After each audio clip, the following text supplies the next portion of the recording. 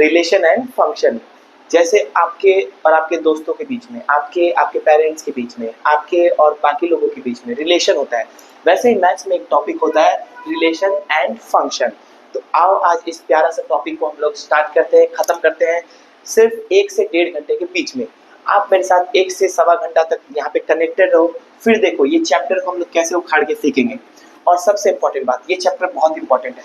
Relation and function आपका 12th में भी फर्स्ट चैप्टर है और उससे 4 या 5 मार्क्स का बोर्ड एग्जाम में फिक्स्ड आता है।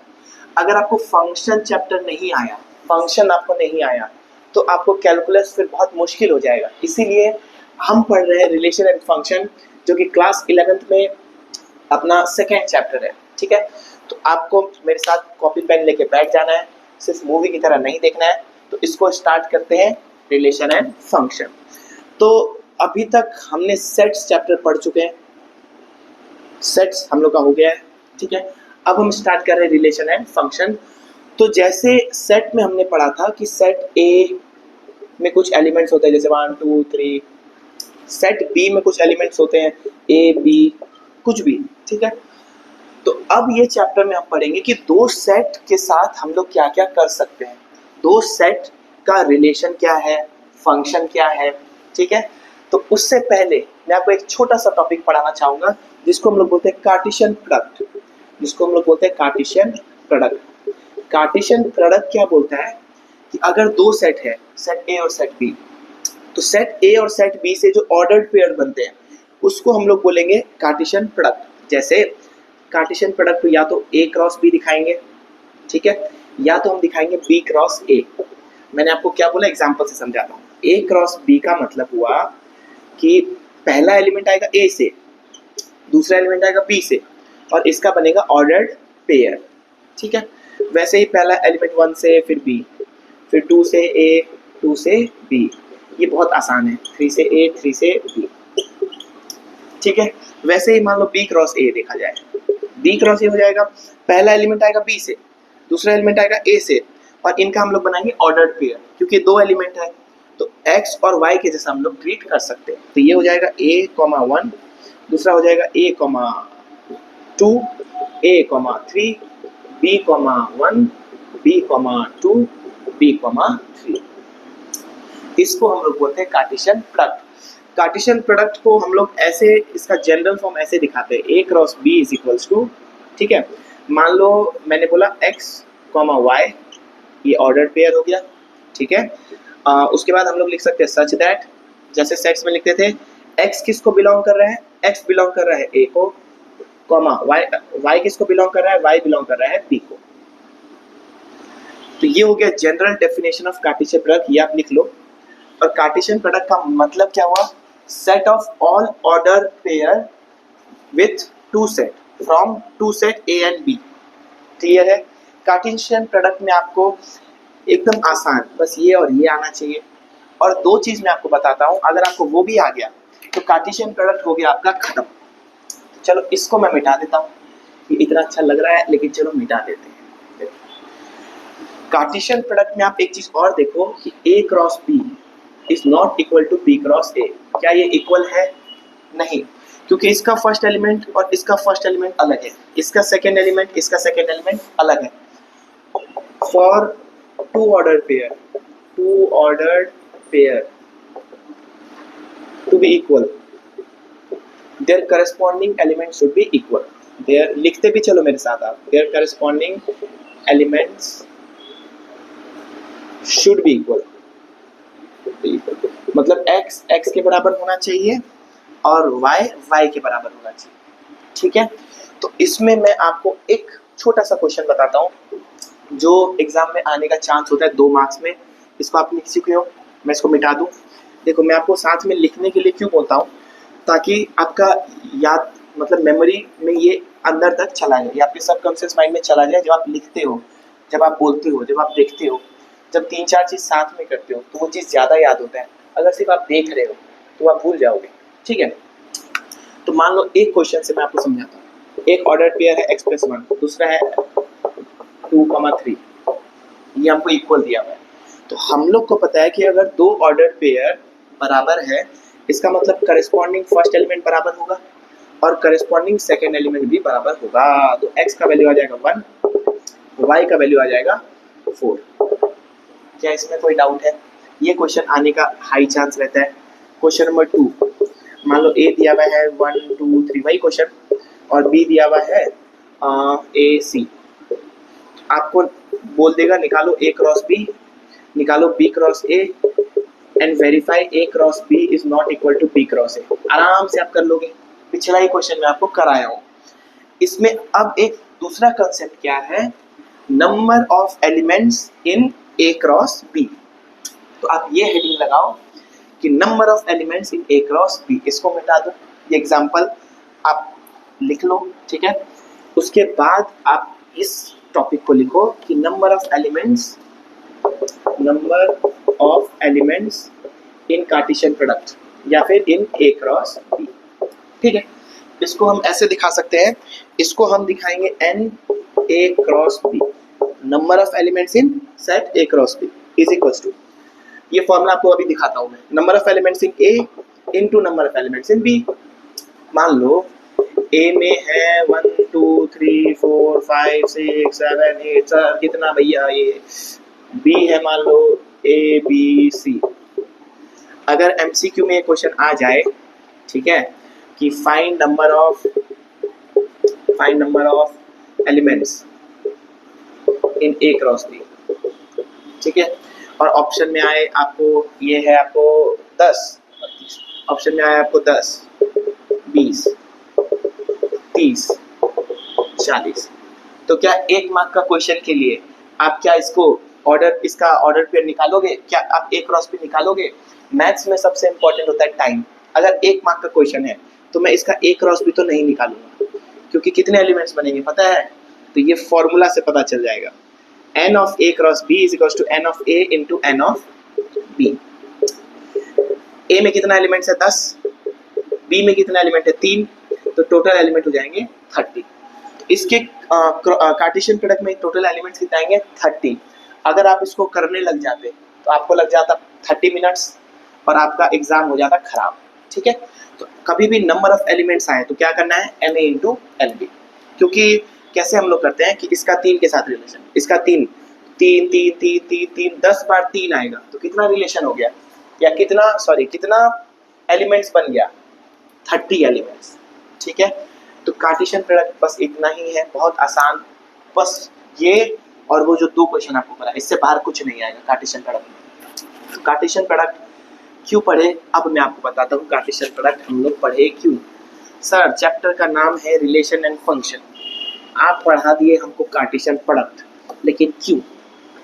कार्टेशियन प्रोडक्ट इसलिए पढ़ाया कि मान लो सेट ए है 1 2 3, सेट बी है ए बी सी, ठीक है। कार्टेशियन प्रोडक्ट आपको क्या देता है, सेट ए और सेट बी का सारा ऑर्डर्ड पेयर आपको देता है, ठीक है। आप लिख सकते हो। अब आपको ये भी पता है कि 9 एलिमेंट्स आएंगे इसमें, ठीक है। अब मैं आपको सिखाता हूँ कि रिलेशन क्या होता है। रिलेशन को हम लोग डिनोट करते हैं आर से, रिलेशन को हम लोग डिनोट करते हैं आर से, और ये भी 2 सेट के बीच में होता है, सेट ए से सेट बी, ठीक है। सेट ए से सेट बी का मतलब फर्स्ट एलिमेंट आएगा सेट ए से, सेकेंड एलिमेंट आएगा सेट बी से। रिलेशन कभी कभी लिखा हुआ रहता है सेट ए से ए भी लिखा रहता है, तो सेट ए से ए का मतलब क्या हो गया कि फर्स्ट एलिमेंट भी ए से आएगा, सेकेंड एलिमेंट भी ए से आएगा, ठीक है। ये आपको सिखाऊंगा एग्जाम्पल से, अभी आप ये समझो, ये रिलेशन हो गया। रिलेशन और कार्टेशियन प्रोडक्ट में ये फर्क है कि relation is subset of Cartesian product. अब भैया सबसेट तो हम भूल गए, सबसेट मतलब कार्टेशियन प्रोडक्ट तो सब सारा ऑर्डर पेयर हो गया, लेकिन रिलेशन क्या होता है कि रिलेशन हम डिफाइन करते हैं। जैसे आप किसी के साथ फ्रेंड हो या किसी के साथ आप फ्रेंड नहीं हो, जैसे आपके क्लास में मान लो बॉयज़ का एक सेट है, गर्ल्स का एक सेट है, ठीक है। तो कार्टेशियन प्रोडक्ट क्या हो जाएगा, सारा रिलेशन बॉयज़ गर्ल्स, एक बॉय का सारे गर्ल्स के साथ, एक बॉय का सारे गर्ल्स के साथ। लेकिन रिलेशन क्या होगा कि भैया नहीं वो मेरा फ्रेंड है, वो मेरी फ्रेंड नहीं है, ये सब।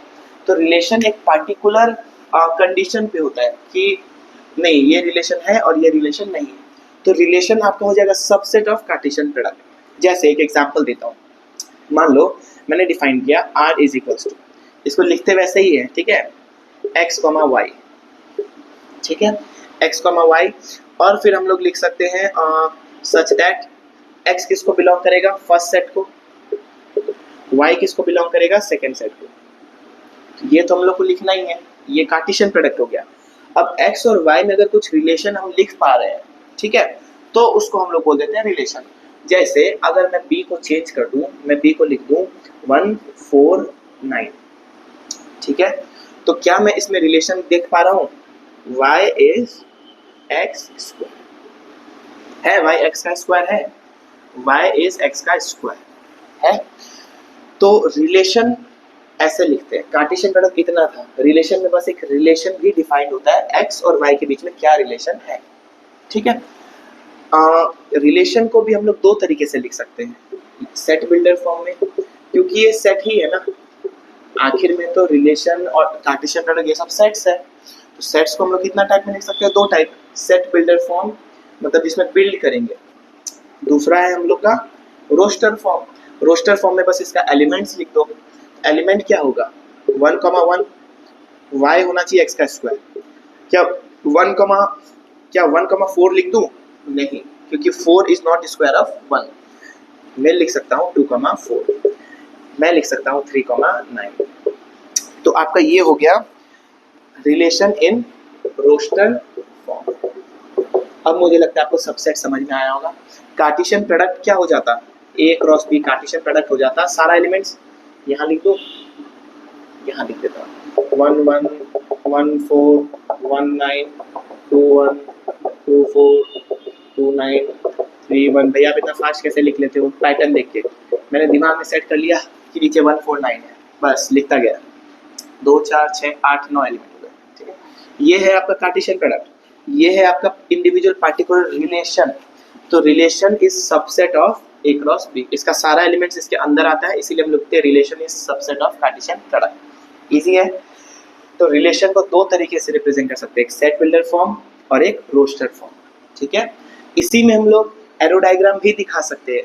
डायग्राम आपका पीछा नहीं छोड़ेगा मैथ्स में, और फिजिक्स में भी नहीं छोड़ेगा, वैसे मैथ्स में तो छोड़ेगा ही नहीं। क्यों, डायग्राम से हम चीज़ों को बेहतर समझते हैं। देखो, पहला सेट ए है, दूसरा सेट बी है, पहला सेट का एलिमेंट है 1 2 3, दूसरा सेट का एलिमेंट है 1 4 9, ठीक है। अगर मैं डायग्राम से ये कार्टेशियन प्रोडक्ट को दिखाऊं तो ये कैसा हो जाएगा, ये ये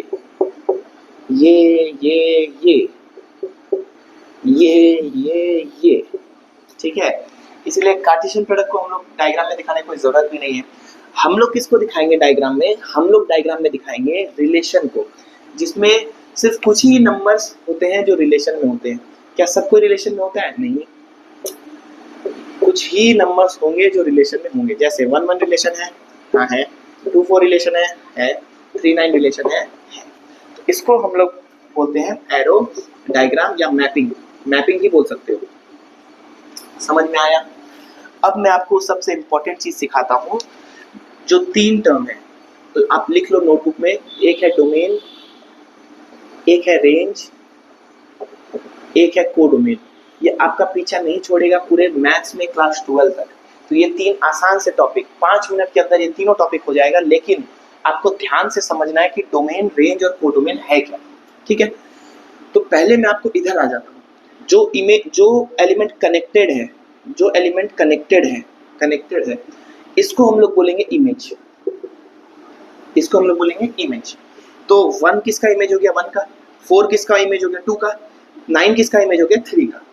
इसको हम लोग बोलेंगे इमेज। तो इमेज, भैया इमेज क्या होगा, इमेज होगा range, collection of images in set B. Second set में जो इमेजेस का कलेक्शन है उसको क्या बोलेंगे, रेंज, ठीक है। रेंज मतलब कितना आउटपुट्स, कितना रेंज है मेरा, ठीक है। अब मान लो इसी में कोई और एलिमेंट्स भी होता, जैसे 10 है या 11 है, ये सब भी है, लेकिन ये सब कनेक्टेड नहीं है, इसका मतलब ये सब इमेज नहीं है। 1 4 9 तो इमेज है क्योंकि ये कनेक्टेड है, लेकिन 10 और 9 इमेज नहीं है। भैया ऐसा भी होता है। सेट बी में अगर मैंने दे दिया आपको 10 और आपको दे दिया 11, ठीक है, तो सब कुछ यही रहेगा, लेकिन आपका इमेज में 10 और 11 नहीं आएगा। तो जो सेट बी है सेट बी का सारा एलिमेंट्स को हम लोग बोल देते हैं कोडोमेन। कोडोमेन क्या हो गया? Collection of all elements in set B. Set B का सारा एलिमेंट्स का कलेक्शन को क्या बोलते हैं? कलेक्शन को क्या बोलते हैं? कोडोमेन। ये हो गया आपका 1 4 9 10 11, ये आपका हो गया कोडोमेन। समझ में आया? रेंज आपका क्या हो गया? रेंज आपका हो गया, बहुत ज्यादा ऊपर चला जा रहा हूं मैं, रेंज आपका हो गया 149। ठीक है, चलो डोमेन को नीचे लिख दूंगा। अब आप समझो, जो इमेज है इसका, जो जिसका ये इमेज है उसको हम लोग बोल सकते हैं प्री इमेज। क्या बोलेंगे? Pre image. जिसका इमेज है उस जो ये जिससे कनेक्टेड है उसको बोलेंगे pre image. Collection of pre image in set A is called domain. Domain को हम लोग बोलेंगे collection of pre image in set ए। क्या ये क्लियर है? तो आपको डोमेन, रेंज और कोडोमेन बहुत आसान। मैं आपको भी एग्जांपल्स देता हूँ 3-4, तो आपको तुरंत समझ में आ जाएगा। इसको मिटा दूँ, देखो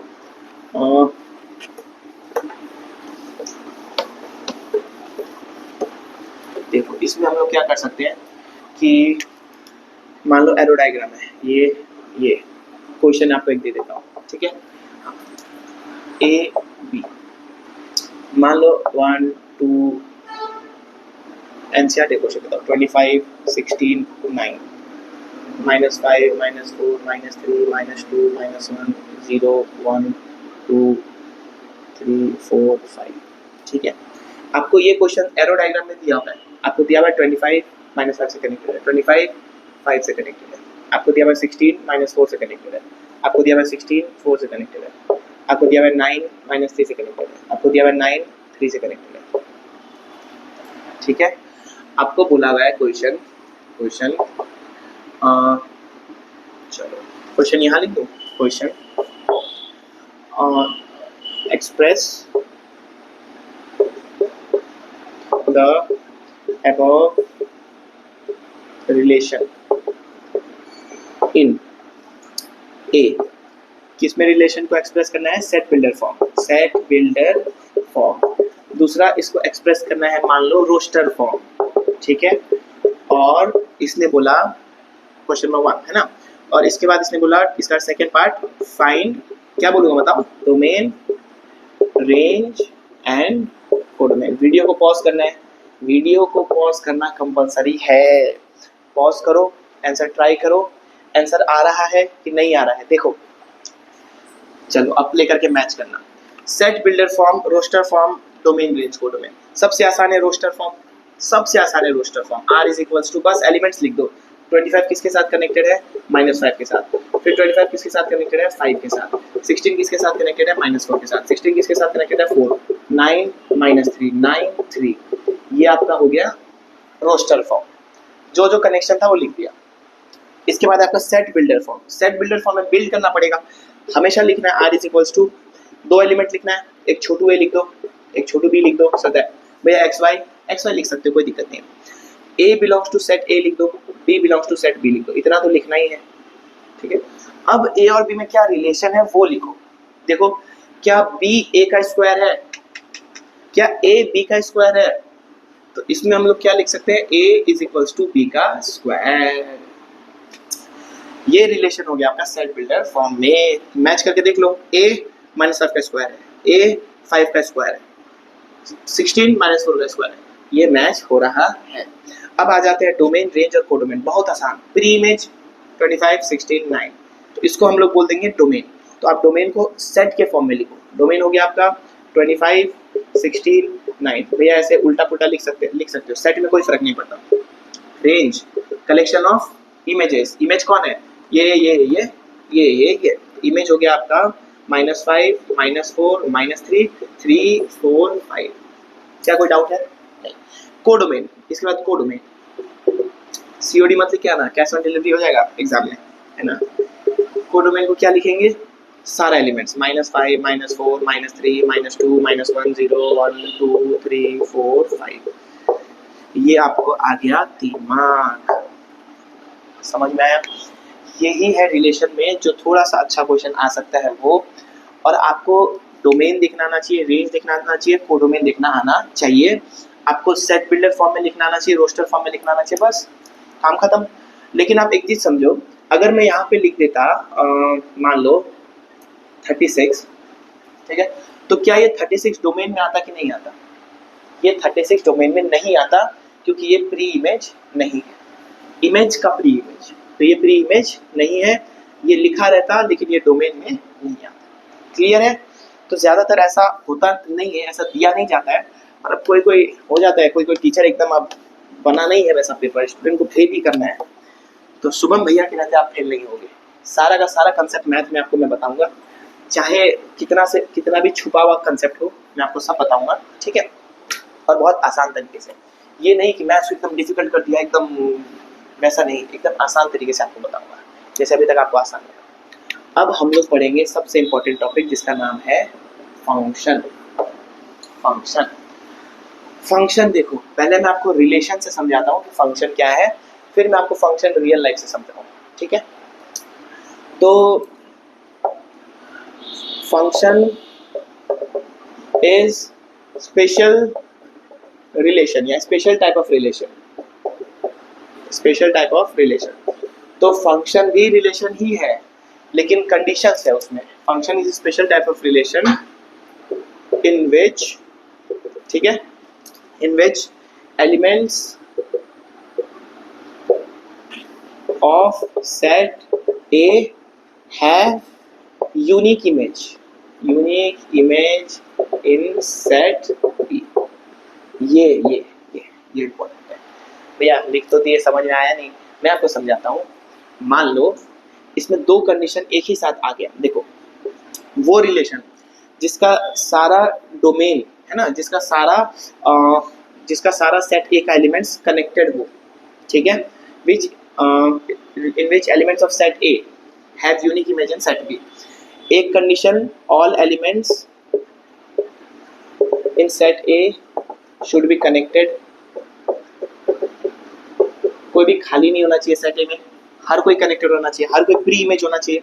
दूसरा, उसका एक ही कनेक्शन होना चाहिए, डोमेन में जो एलिमेंट है उसका एक ही कनेक्शन होना चाहिए, यूनिक कनेक्शन होना चाहिए। ऐसा नहीं कि वो दो के साथ कनेक्ट कर लिया, दो के साथ कनेक्ट कर लिया तो यूनिक नहीं रहा। अगर मैं एक के साथ कनेक्ट कर रहा हूँ तो वो यूनिक है, अगर मैं दो के साथ कनेक्ट कर रहा हूँ तो क्या मेरे लिए वो दोनों दो यूनिक है? नहीं, वो कोई यूनिक नहीं है। तो elements in set A should be connected only to one image या one element in set B. Example देखो, ये इतना लिखा बस ताकि आपका नोटबुक में रहे, लेकिन इसका कोई काम नहीं, आपको एग्जाम्पल से दिमाग में सेट रखना है। मान लो मैंने आपको यहाँ से स्टार्ट किया, आपको क्वेश्चन एकदम फास्टेस्ट फिंगर फर्स्ट, ठीक है, 1 2 3 4 ABC। क्या ये फंक्शन है कि नहीं है? क्या ये फंक्शन है कि नहीं है? Times up. ये फंक्शन नहीं है क्योंकि 4 कनेक्टेड नहीं है। फर्स्ट कंडीशन, सारा एलिमेंट सेट ए का कनेक्टेड होना चाहिए, 4 कनेक्टेड नहीं है, ये फंक्शन नहीं है, फंक्शन नहीं है। मान लो मैंने आपको दिया ABC, ये, क्या ये फंक्शन है कि नहीं है? नहीं भैया, ये फंक्शन नहीं है। यूनिक कहाँ है? ये फंक्शन है, सारा एलिमेंट्स कनेक्टेड है, इंडिविजुअल सबका एक ही इमेज है, इसका एक इमेज है, इसका एक इमेज है। हाँ, इन दोनों का कॉमन इमेज है, पर इसके लिए ये यूनिक है, इसके लिए ये यूनिक है। समझ में? इसके लिए ये यूनिक नहीं है, लेकिन सेट ए के लिए ये यूनिक है। कुल मिला के सेट ए एक जने से कनेक्टेड होना चाहिए। ये है आपका फंक्शन। मान लो मैंने आपको तीसरा एग्जांपल देता हूँ, ठीक है, 1 2 3 ABCD। मान लो 1 A के साथ कनेक्टेड, 2 B के साथ, 2 C के साथ, ठीक है, 3 C के साथ, 3, चलो D छोड़ दो, ये तो आपको कंफ्यूज नहीं करता हूँ, तो मैं कंफ्यूज नहीं करता हूँ। अब बताओ ये रिलेशन, ये फंक्शन है कि नहीं है? ये फंक्शन नहीं है, क्योंकि एक एलिमेंट दो एलिमेंट से कनेक्टेड है, तो ये फंक्शन नहीं है। डोमेन का एलिमेंट एक ही से कनेक्टेड होना चाहिए। डोमेन का एलिमेंट एक ही से कनेक्टेड होना चाहिए। रेंज आउटपुट का एलिमेंट कनेक्टेड हो सकता है दो से, लेकिन इनपुट का एक से कनेक्टेड होना चाहिए। ये फंक्शन। अब आपका एकदम डाउट क्लियर हो गया होगा फंक्शन को लेके कि कौन सा फंक्शन है कौन सा फंक्शन नहीं है। तो आपको एग्जाम में कैसा क्वेश्चन आता है मैं आपको बताता हूँ। एरो डायग्राम से तो नहीं देगा क्योंकि बहुत आसान है।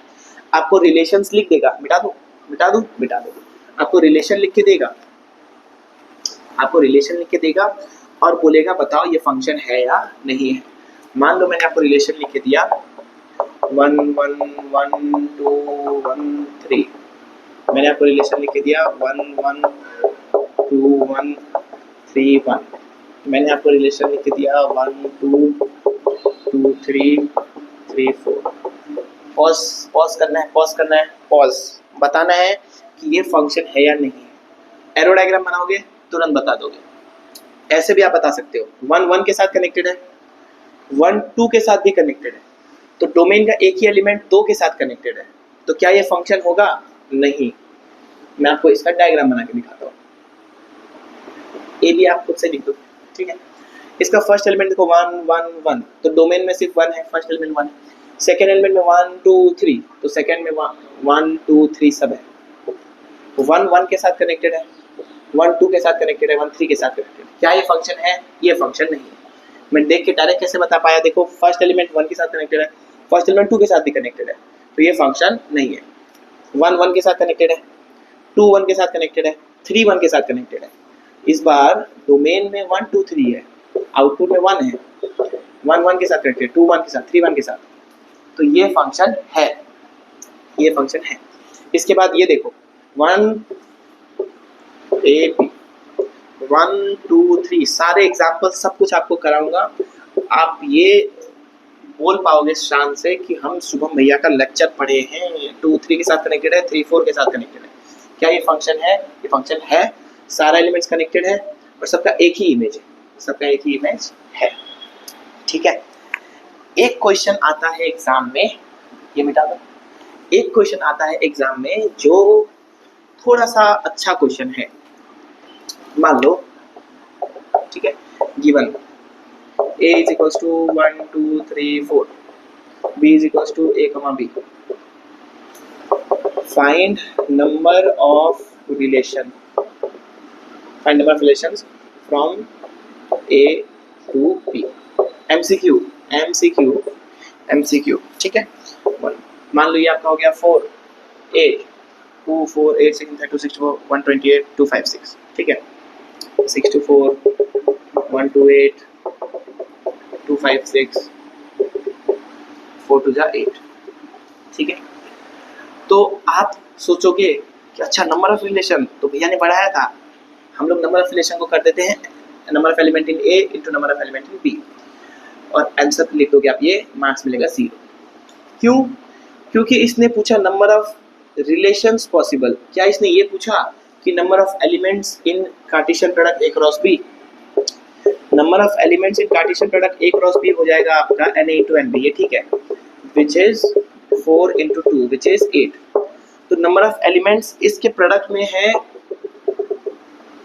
8 एलिमेंट्स, ठीक है। कैसे 8 element? 1 a 1 b, 2 a 2 b, 3 a 3 b, 4 a 4 b। लेकिन इसने ये नहीं पूछा कि number of elements in Cartesian product, इसने पूछा find number of relations from A से बी। ए से बी के बीच में हम लोग कितना रिलेशंस दिखा सकते हैं? तो मैंने बताया था कि रिलेशन होता है सबसेट ऑफ कार्टेशियन प्रोडक्ट, तो आपको ये बताना है कि इसका कितना सबसेट्स पॉसिबल है। तो सबसेट्स का फॉर्मूला हमने क्या पढ़ा था? 2 का power number of elements, number of elements कितना है? 8, 2 का पावर 8 कितना हो जाएगा? कर लो, 2 4 8 16 32 64 128 256। टोटल नंबर ऑफ रिलेशन कितने बनेंगे? 256।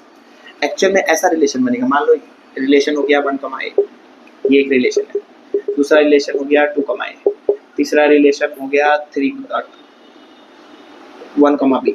ऐसे सारे पॉसिबल रिलेशन। क्या ये रिलेशन नहीं है? रिलेशन है। सिर्फ first element of set A is connected to first element of set B, हो गया relation. Second element of set A is connected to second element of set B, हो गया रिलेशन। तो कैसा भी रिलेशन हो सकता है, ठीक है। तो अगर आपको पूछे नंबर ऑफ रिलेशन तो आप ऐसा गलती नहीं करना। आप क्या करना, 2 का पावर में mn, ठीक है, 2 का पावर में number of elements in A, number of elements in B, क्योंकि नंबर ऑफ रिलेशन हो गया सबसेट ऑफ, ठीक है। मिटा दूं, इससे बाहर कोई क्वेश्चन आएगा नहीं रिलेशन में। 12th में तो भयंकर आएंगे, लेकिन अभी 11th में नहीं आएगा। 12th का पोर्शन जब पढ़ेंगे तो 12th में देखेंगे, ठीक है। वैसे आरडी में थोड़े से 12th के पोर्शन के क्वेश्चन है, मैं ये नहीं बोला नहीं है, बट लेकिन इस लेवल पे वो अभी उतना इम्पोर्टेंट नहीं है। अभी सबसे इम्पोर्टेंट है फंक्शन, ठीक है। तो अभी तक मैंने आपको ये समझाया कि फंक्शन में हर एक इनपुट का, प्री इमेज को इनपुट बोल देते हैं, एक आउटपुट होता है। हर एक इनपुट का एक आउटपुट होता है। जैसे मैं इस एग्जांपल को आपको समझाता हूँ, रिमोट से, टीवी का रिमोट, हर एक बटन का कोई ना कोई आउटपुट होता है, कोई काम होता है। नहीं भैया, कोई रिमोट का बटन कोई काम नहीं आता है, अरे वो हमको नहीं पता, लेकिन अगर आप यूट्यूब में जाके देखो तो आपको दिखेगा हर बटन का कोई ना कोई काम है। वैसे फंक्शन में हर सेट एक एलिमेंट का कोई ना कोई आउटपुट होना चाहिए। और दूसरा, अगर आप मान लो वॉल्यूम कम का बटन दबाए तो टीवी में क्या होना चाहिए, वॉल्यूम घटना चाहिए, कि वॉल्यूम भी घट जाए, चैनल भी चेंज हो जाए, चलेगा क्या? नहीं चलेगा। वैसे ही फंक्शन में एक इनपुट पे एक आउटपुट होना चाहिए, एक इनपुट पे 2-3 आउटपुट नहीं होना चाहिए। और दूसरी बात, कभी कभी वॉल्यूम कम हम लोग 2 रिमोट से कर सकते हैं। मान लो आपका भाई ने एक छोटा सा रिमोट ले लिया है, आपके पास बड़ा रिमोट है, आप देख रहे हो ये टीवी का वॉल्यूम मैं कम कर रहा हूँ, कम नहीं हो रहा है, भाई ने वहां से फुल करके रखा है, तो 2 इनपुट का एक आउटपुट हो सकता है, पर एक इनपुट का 2 आउटपुट नहीं हो सकता। और अब फंक्शन को हम लोग कैसे समझेंगे, इनपुट और आउटपुट। क्लियर है? फंक्शन को हम लोग समझेंगे इनपुट और आउटपुट। तो मान लो कि जैसे फंक्शन, अब हम लोग फंक्शन ना एलिमेंट्स में नहीं लिख के फंक्शन को हम लोग लिखेंगे y is equals to x square, y is equals to x, मतलब जो रिलेशन का टर्म्स था बस वो टर्म्स को लेंगे, बाकी फंक्शन को सेट्स के टर्म में दिखाएंगे नहीं, ठीक है। तो चलो अब हम लोग, मैं तो एक एग्जांपल दे देता हूँ। चलो a इज इक्वल्स टू दिया हुआ है 1 2 3 4 5 6, ठीक है। b दिया हुआ है, अगर ये मैं सारा रियल नंबर के लिए ले लूँ, ठीक है, इंफिनिटी। b दिया हुआ है 2 3 4 5 6, ये भी आपको पूरा के लिए दिया हुआ है। इसमें आप मुझे बताओ कि अगर इसमें मुझे फंक्शन लिखना है या रिलेशन लिखना है, तो रिलेशन में कैसे लिखता था, a, b या फिर x, y, such that x belongs to a, y belongs to b, ठीक है। और मैं लिखता था y, देखो x से एक बड़ा है, is equal to x plus 1, ठीक है। अगर मैं ये रिलेशन डिफाइन कर दूं तो इसका मतलब क्या हो जाएगा, इसका मतलब हो जाएगा 1 2 2 3 4 5 3 4 इन्फिनिटी तक चला जाएगा। क्या ये फंक्शन है? हाँ ये फंक्शन है। 1 का 2 के साथ, 2 का 3 के साथ, सारे एलिमेंट्स कनेक्टेड है और किसी का भी इमेज 2 नहीं है। तो अब इतना महाभारत लिखने के बजाय हम लोग इसको शॉर्टकट में अब से क्या लिखेंगे, y is equal to x plus 1, ये है फंक्शन। और इसमें हम लोग ये लिख देंगे कि इसको मिटा दो पहले, अब से हम इस पूरे को इससे डिनोट कर रहे हैं, ठीक है। y equals to x plus 1, तो ऐसे बहुत सारा फंक्शन हो सकता है। मान लो y is equals to x square, ऐसे हो सकता है, y is equals to x cube plus 3, ऐसे हो सकता है, y is equals to e का पावर x, भैया ये क्या है बताऊंगा, y इज इक्वल्स टू, बहुत सारे फंक्शन कुछ भी हो सकते हैं, ठीक है। तो आप कंफ्यूज ना हो बोल के हमने फंक्शन को कैटेगराइज कर दिया, हमने फंक्शन का टाइप्स बना दिया ताकि हम लोग फंक्शन को आसानी से समझ सके, ठीक है। तो सबसे इंपॉर्टेंट हमारे लिए है टाइप्स ऑफ फंक्शन। समझ में आया? एकदम क्लियर, रिलेशन से फंक्शन में आ गए और फंक्शन में अब इसका टाइप्स पढ़ेंगे। अब हम लोग को वो सेट ए सेट बी उतना मतलब नहीं है, वैसे मतलब तो ऐसे है, देखो इसमें भी हम लोग लिखेंगे फंक्शन ए से बी, सेट ए और सेट बी, लेकिन ज्यादातर क्या होगा कि सेट ए का जो एलिमेंट है वो इनफाइनाइट एलिमेंट्स होंगे आर, तो उसको सेट के फॉर्म में दिखाने से कोई फायदा नहीं। सेट बी का जो एलिमेंट होगा वो भी इनफाइनाइट एलिमेंट्स होगा आर, उसको भी सेट के फॉर्म में दिखाने का जरूरत नहीं। तो हमको ये समझ में आना चाहिए, हमको फंक्शन का ये टाइप समझ में आना चाहिए, ठीक है। तो अब हम लोग आते हैं इम्पोर्टेंट में, टाइप्स ऑफ फंक्शन। आपको अगर वो चीज़ समझ में नहीं आया कोई बात नहीं, वो बस मैं आपको समझा रहा था कि रिलेशन से फंक्शन में हम कैसे जंप कर गए, उसका इंपॉर्टेंस है नहीं, इंपॉर्टेंस है इसका टाइप्स ऑफ फंक्शन। बहुत इंपॉर्टेंट, बहुत इंपॉर्टेंट, बहुत इंपॉर्टेंट। ठीक है, यहाँ मैं एक टेबल भी बना देता हूँ। सारा फंक्शन का मैं आपको डोमेन, रेंज और कोडोमेन बताते जाऊंगा। डोमेन, रेंज बताते जाऊंगा। कोडोमेन का काम नहीं है, कोडोमेन तो सेट भी है, डोमेन और रेंज बताता हूँ। ठीक है, पहला टाइप है पॉलिनोमियल फंक्शन। पॉलिनोमियल फंक्शन ये आपने पढ़ रखा होगा क्लास 9 10th में कि पॉलिनोमियल क्या, पॉलिनोमियल पॉलिनोमियल 9 10th में था आपका। ठीक है, पॉलिनोमियल फंक्शन क्या होता है, मान लो फंक्शन को कैसे लिखते हैं, फंक्शन को हम लोग लिखते थे y इज इक्वल्स टू, मान लो लिखा मैंने x square plus 1। y denote कर रहा है इसका इसके रिलेशन, y को ही हम लोग लिख सकते हैं f of x। f of x का मतलब क्या हुआ, फंक्शन ऑफ x। ये y किसका फंक्शन है, x का। इसी को दिखाने का दूसरा तरीका है f ऑफ x। अब ये समझो आप कि f ऑफ x और y क्या होता है, सेम। अब से f ऑफ x और y में कंफ्यूज नहीं होना, समझ में आया। तो एक चीज और आपको सिखा देता हूँ कि मान लो अगर मुझे निकालना है, मुझे फंक्शन दिया है 2x प्लस 1। ठीक है, मुझे निकालना है y कितना होगा या f ऑफ x कितना होगा जब x 1 है। x 1 होने का मतलब f ऑफ 1, x की जगह 1 रख दो, यहाँ पे भी आप पुट करो x की जगह 1, 2 प्लस 1 3। ठीक है, बच्चे इसमें गलती करते हैं, x इक्वल टू 0 निकालना है, भैया f ऑफ 0 तो 0 लिख दीजिए, नहीं पुट करके देखो 2 इंटू 0 प्लस 1, तो f ऑफ 0 कितना आ गया 1। वैसे ही x इक्वल टू माइनस 1 लिया मैंने, f ऑफ माइनस 1 ये इनपुट है। ठीक है, और ये एज अ होल ये पूरा है आउटपुट। हम लोग इनपुट डाल रहे हैं इसमें, ये सॉल्व होके हम लोग को क्या दे रहा है, आउटपुट। हम लोग इनपुट डाल रहे हैं, हम लोग को मिल क्या रहा है, आउटपुट। फंक्शन ये होता है, हम इनपुट देते हैं, फंक्शन कैलकुलेट करते हैं, आउटपुट देते हैं। ठीक है, minus 1, 2 into minus 1 plus 1, minus 2 plus 1 minus 1। तो ये आपका हो गया फंक्शन का मीनिंग, आपको अब क्लियर हो रहा है। ठीक है, तो पॉलिनोमियल फंक्शन आपने पढ़ा होगा क्लास 9 10th में, वो फंक्शन जिसको हम लोग इस टाइप में लिख सकते हैं। किस टाइप में, a0 plus a1x plus a2x square plus डाडा डाडा an x का पावर m। भैया ये तो मुझे उस टाइम भी समझ में नहीं आया, चलो अब समझ में आया। यहाँ पे क्या होता है ना, a0 a1 a2 a3 ये सब होते हैं कॉन्स्टेंट्स। कॉन्स्टेंट्स का मतलब कोई भी फिक्स्ड नंबर। ठीक है, और यहाँ पे जो n है, ये n होता है होल नंबर। होल नंबर मतलब 0 1 2 3 4। ऐसा टाइप में अगर क्वेश्चन है तो उसको हम लोग बोल सकते हैं पॉलिनोमियल फंक्शन। एग्जांपल देता हूँ, चलो y इज इक्वल्स टू, मान लो ये सब कुछ नहीं है, सिर्फ है 3। क्या ये पॉलिनोमियल फंक्शन है? बताता हूँ क्यों। y इज इक्वल्स टू मान लो 2x प्लस 5, क्या ये पॉलिनोमियल फंक्शन है? क्यों है बताता हूँ। 3x square plus 2x plus 1 polynomial function है, क्यों है बताता हूँ। 5x cube plus 4x square plus 100x plus root 3, क्या ये पॉलिनोमियल फंक्शन है? भैया रूट आ गया, नहीं नहीं नहीं है, मैं बताता हूँ क्यों। देखो इसमें x नहीं है, लेकिन x का पावर क्या मान सकते हैं हम लोग, 0। क्या 0 होल नंबर है?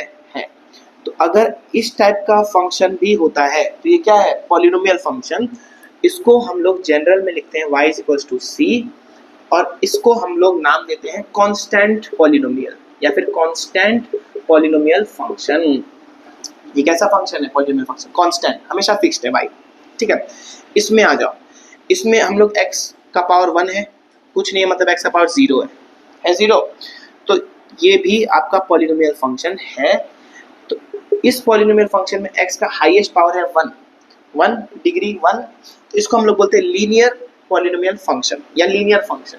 ठीक है, इसका जनरल रिप्रेजेंटेशन कर सकते हैं ax plus b। a0 a1 दिखाने का जरूरत नहीं है, ये हो गया तुम्हारा a, ये हो गया तुम्हारा b, ax प्लस b। इससे हम लोग कोई भी लीनियर फंक्शन दिखा सकते हैं। अगर इस टर्म में देखो तो ये हो गया तुम्हारा a0 और ये हो गया तुम्हारा a1।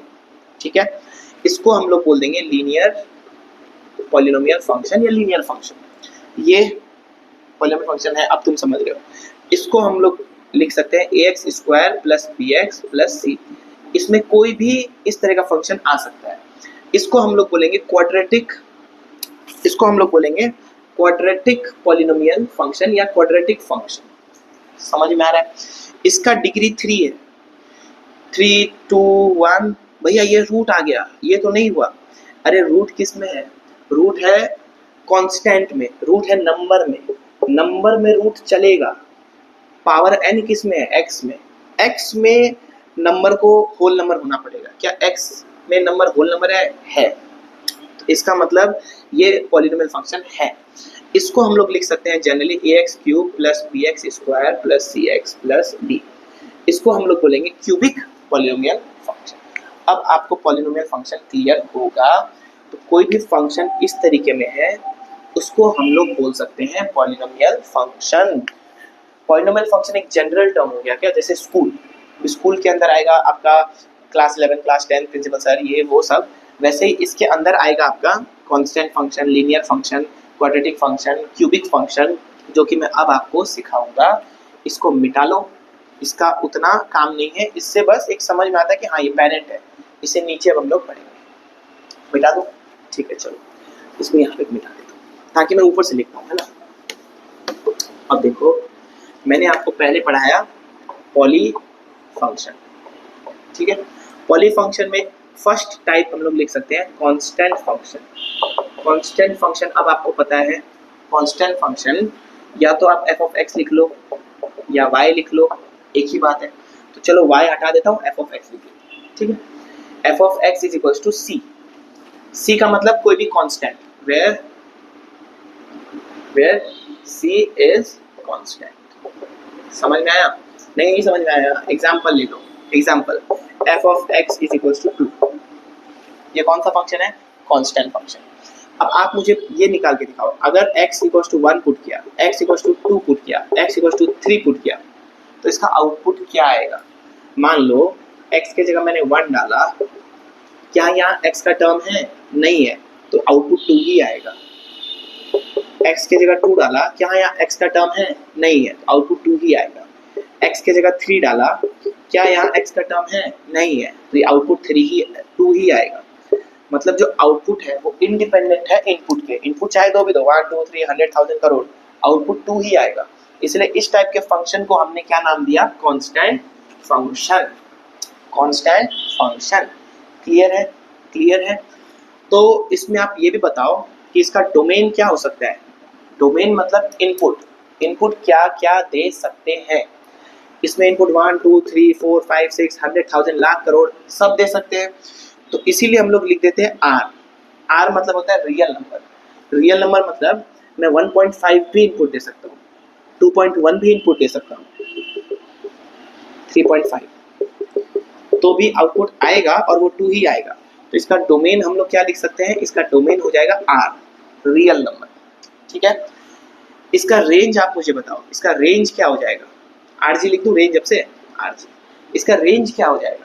भैया मुझे तो 2 ही दिख रहा है, मतलब और कुछ आउटपुट आ ही नहीं रहा है, और कुछ इमेज है ही नहीं। अब से रेंज मतलब आउटपुट, डोमेन मतलब इनपुट, तो इसका रेंज हो जाएगा 2। 2 को आप लिख दो सेट के फॉर्म में। जो भी एलिमेंट्स 1 2 3 काउंटेबल एंटिटीज है उसको सेट के फॉर्म में लिखो। जो पूरा नंबर्स है उसको आर लिखो, ठीक है। और जो अगर मान लो मैं आपको सिखाता हूँ इंटरवल फॉर्म, वैसे तो मैं सेट्स में सिखाया हूँ आपको, इंटरवल फॉर्म में मैं आपको सिखाऊँ। ये आपको समझ में आया? कांस्टेंट फंक्शन का डोमेन आर, रेंज 2, और इसका ग्राफ। भैया ग्राफ तो नहीं समझ आता, बहुत आसान, ग्राफ बहुत आसान। आप ये समझो, ये होता है आपका एक्स एक्सिस, ये होता है आपका वाई एक्सिस, ये positive side negative side, positive side negative side. Graph कैसे बनाओ? फर्स्ट टाइम सेकेंड टाइम के लिए तो आप इनपुट और आउटपुट देख देख के बनाओ। जैसे x हमने इनपुट दिया 1 तो आउटपुट कितना आया? 2। x हमने इनपुट दिया 2 तो आउटपुट 2। x इनपुट दिया 3 तो आउटपुट 2। 4 आउटपुट 2। 0 आउटपुट 2। हमेशा आउटपुट 2 है। तो मैंने क्योंकि बीच वाले पॉइंट्स दिखाए नहीं, अगर मैं बीच वाले पॉइंट्स भी दिखाता, मान लो 0.5 तो भी आउटपुट 2, ये तो भी आउटपुट 2, ये तो भी आउटपुट 2, तो ये सारे पॉइंट्स, कलेक्शन ऑफ पॉइंट देखो क्या बनते, सारे पॉइंट्स आ जाते। ये ग्राफ बनता है स्ट्रेट लाइन। ये ग्राफ होता है स्ट्रेट लाइन। तो ये आपको क्या दिखा रहा है, ये आपको दिखा रहा है कि y हमेशा 2 है या फिर f ऑफ x हमेशा 2 है। चाहे x कुछ भी डालो, आउटपुट हमेशा 2 है।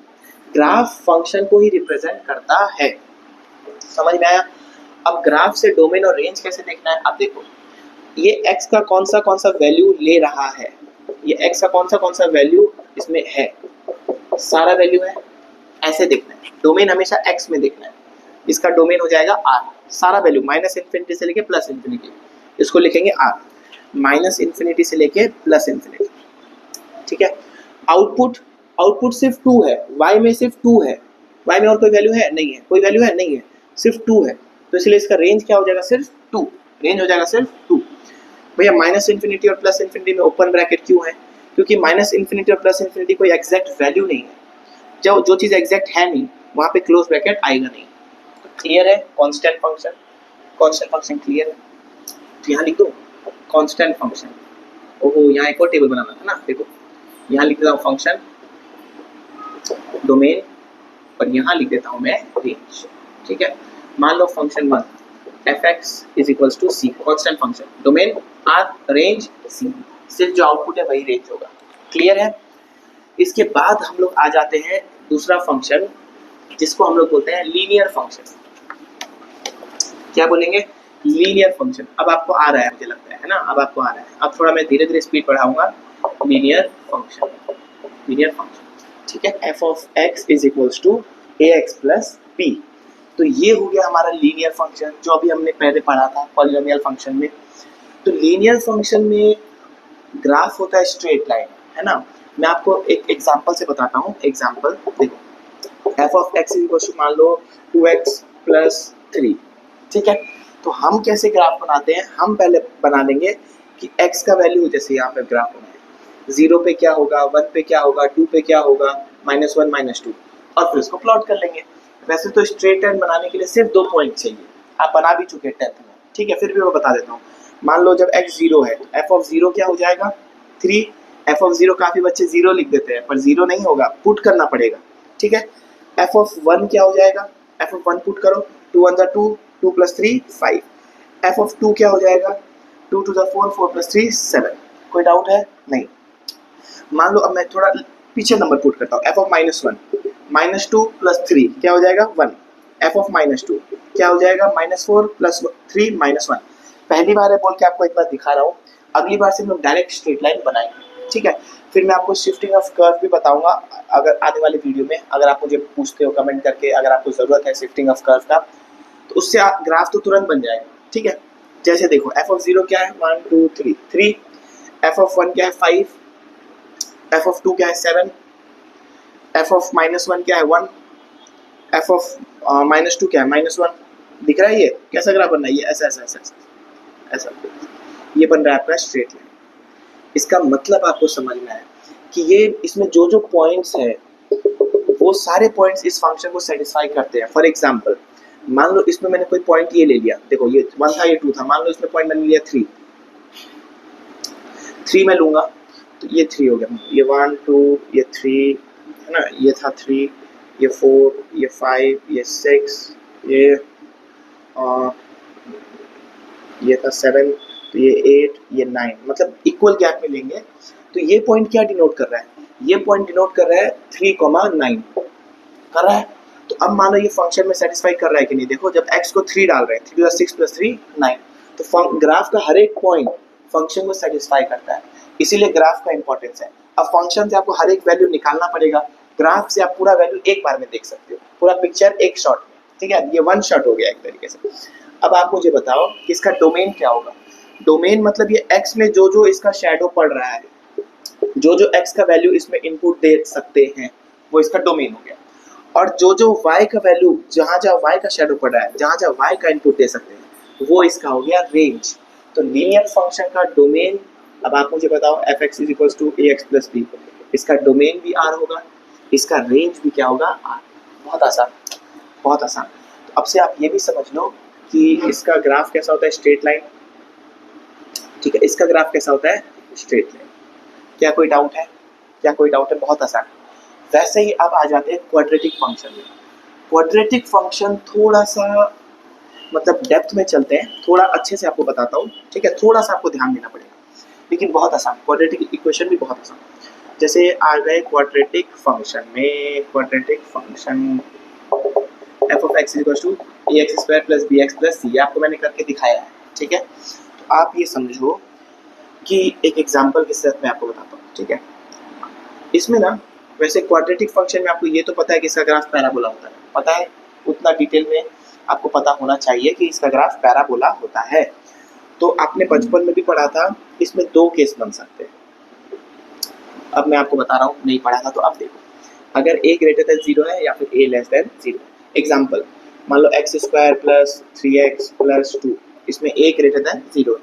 मान लो minus x square plus minus 3x plus 2, इसमें a लेस देन 0 है। तो a ग्रेटर देन 0 होता है, तो आप ये बात तो एकदम समझ लो कि ग्राफ अपवर्ड ओपनिंग होगा। ग्राफ कैसा होगा? Upward opening. अगर a लेस देन 0 होगा तो ग्राफ कैसा होगा? Downward opening. ये आप क्वाड्रेटिक इक्वेशन दिमाग में सेट रखो। अगर a ग्रेटर देन 0 है, ग्राफ अपवर्ड ओपनिंग होगा। अगर a लेस देन 0 है, ग्राफ डाउनवर्ड ओपनिंग होगा, ठीक है। अब आप मुझे बताओ कि इसको बनाने के लिए आपको अगर ये पता चल जाए कि इसके रूट्स क्या है, अगर आपको ये पता है कि अपवर्ड ओपनिंग है, अगर आपको रूट्स क्या है पता है, तो बस आप कट करते हुए निकाल दोगे। अगर आपको पता है डाउनवर्ड ओपनिंग है, अगर आपको पता है रूट्स क्या है, तो आप कट करते हुए बना दोगे। तो इसको बनाना बहुत ईजी है, ठीक है। और वैसे और डिटेल में अगर जाएं तो इसका डिस्क्रिमिनेंट हम लोग चेक करते थे। क्या चेक करते थे? D discriminant, B square minus 4ac। तो अगर कोई भी क्वाड्रेटिक फंक्शन का मिड टर्म ब्रेक नहीं हो पा रहा है आपसे, तो एक बार आप डी चेक कर लो, ठीक है। डी क्या बताता था कि डी अगर ग्रेटर देन 0 है तो इसका मतलब दो रूट्स तो इसके आएंगे। अगर d इक्वल्स टू 0 है तो इसका एक ही रूट आएगा, या दो रूट आएंगे तो दोनों बराबर बोले जाएंगे, ठीक है। फिर हम लोग पढ़ते थे d लेस देन 0, इसका मतलब इसका एक भी रूट नहीं आएगा। रूट मतलब x का वो वैल्यू जहां y 0 हो। तो इसमें तो कोई भी x का ऐसा वैल्यू नहीं है जिसमें y 0 हो, ठीक है। तो ये उतना अभी काम का नहीं है। काम का क्या है अपने को कि अगर क्वाड्रेटिक फंक्शन आए, ठीक है, अगर मिड टर्म ब्रेक दिख रहा है तो आराम से ग्राफ बनेगा। a ग्रेटर देन 0 है तो ऐसा, a लेस देन 0 है तो ऐसा। अगर d 0 के बराबर है या d लेस देन 0 है तो आपका रूट्स नहीं आएगा, मतलब लेस देन 0 में रूट्स नहीं आएगा, इक्वल टू 0 में एक ही रूट आएगा, ठीक है। तो आपको ये ध्यान रखना है कि अगर रूट्स नहीं आ रहा है तो आपको एक बार d को चेक कर लेना है, ये ठीक है। अब आप इसका डोमेन और रेंज समझो, जो कि हमारे काम का बात है। ऐसा कोई इनपुट है जो इस फंक्शन में नहीं डाल सकते? ऐसा कोई भी x का वैल्यू आप बताओ जो हम लोग इसमें डाल नहीं सकते?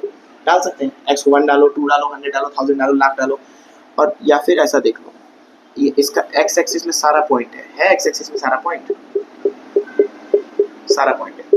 तो इसका डोमेन क्या हो गया? इसका डोमेन हो गया r।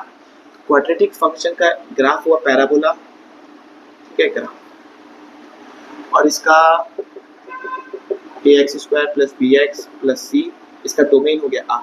क्या इसका रेंज r है? नहीं। कोई भी इवन पॉलिनोमियल फंक्शन है, इवन मतलब इसका डिग्री 2 है, ठीक है, उसका रेंज r नहीं होता है, वो कहीं पे आके मुड़ जाता है, ठीक है। इसका रेंज के लिए मैं आपको एकदम शॉर्टकट ट्रिक बता देता हूँ, एकदम शॉर्टकट। अगर a ग्रेटर देन 0 है तो मैक्सिमम वैल्यू तो इन्फिनिटी जा रही है। बस आपको ये मिनिमम वैल्यू पता चल जाए तो काम बन जाए।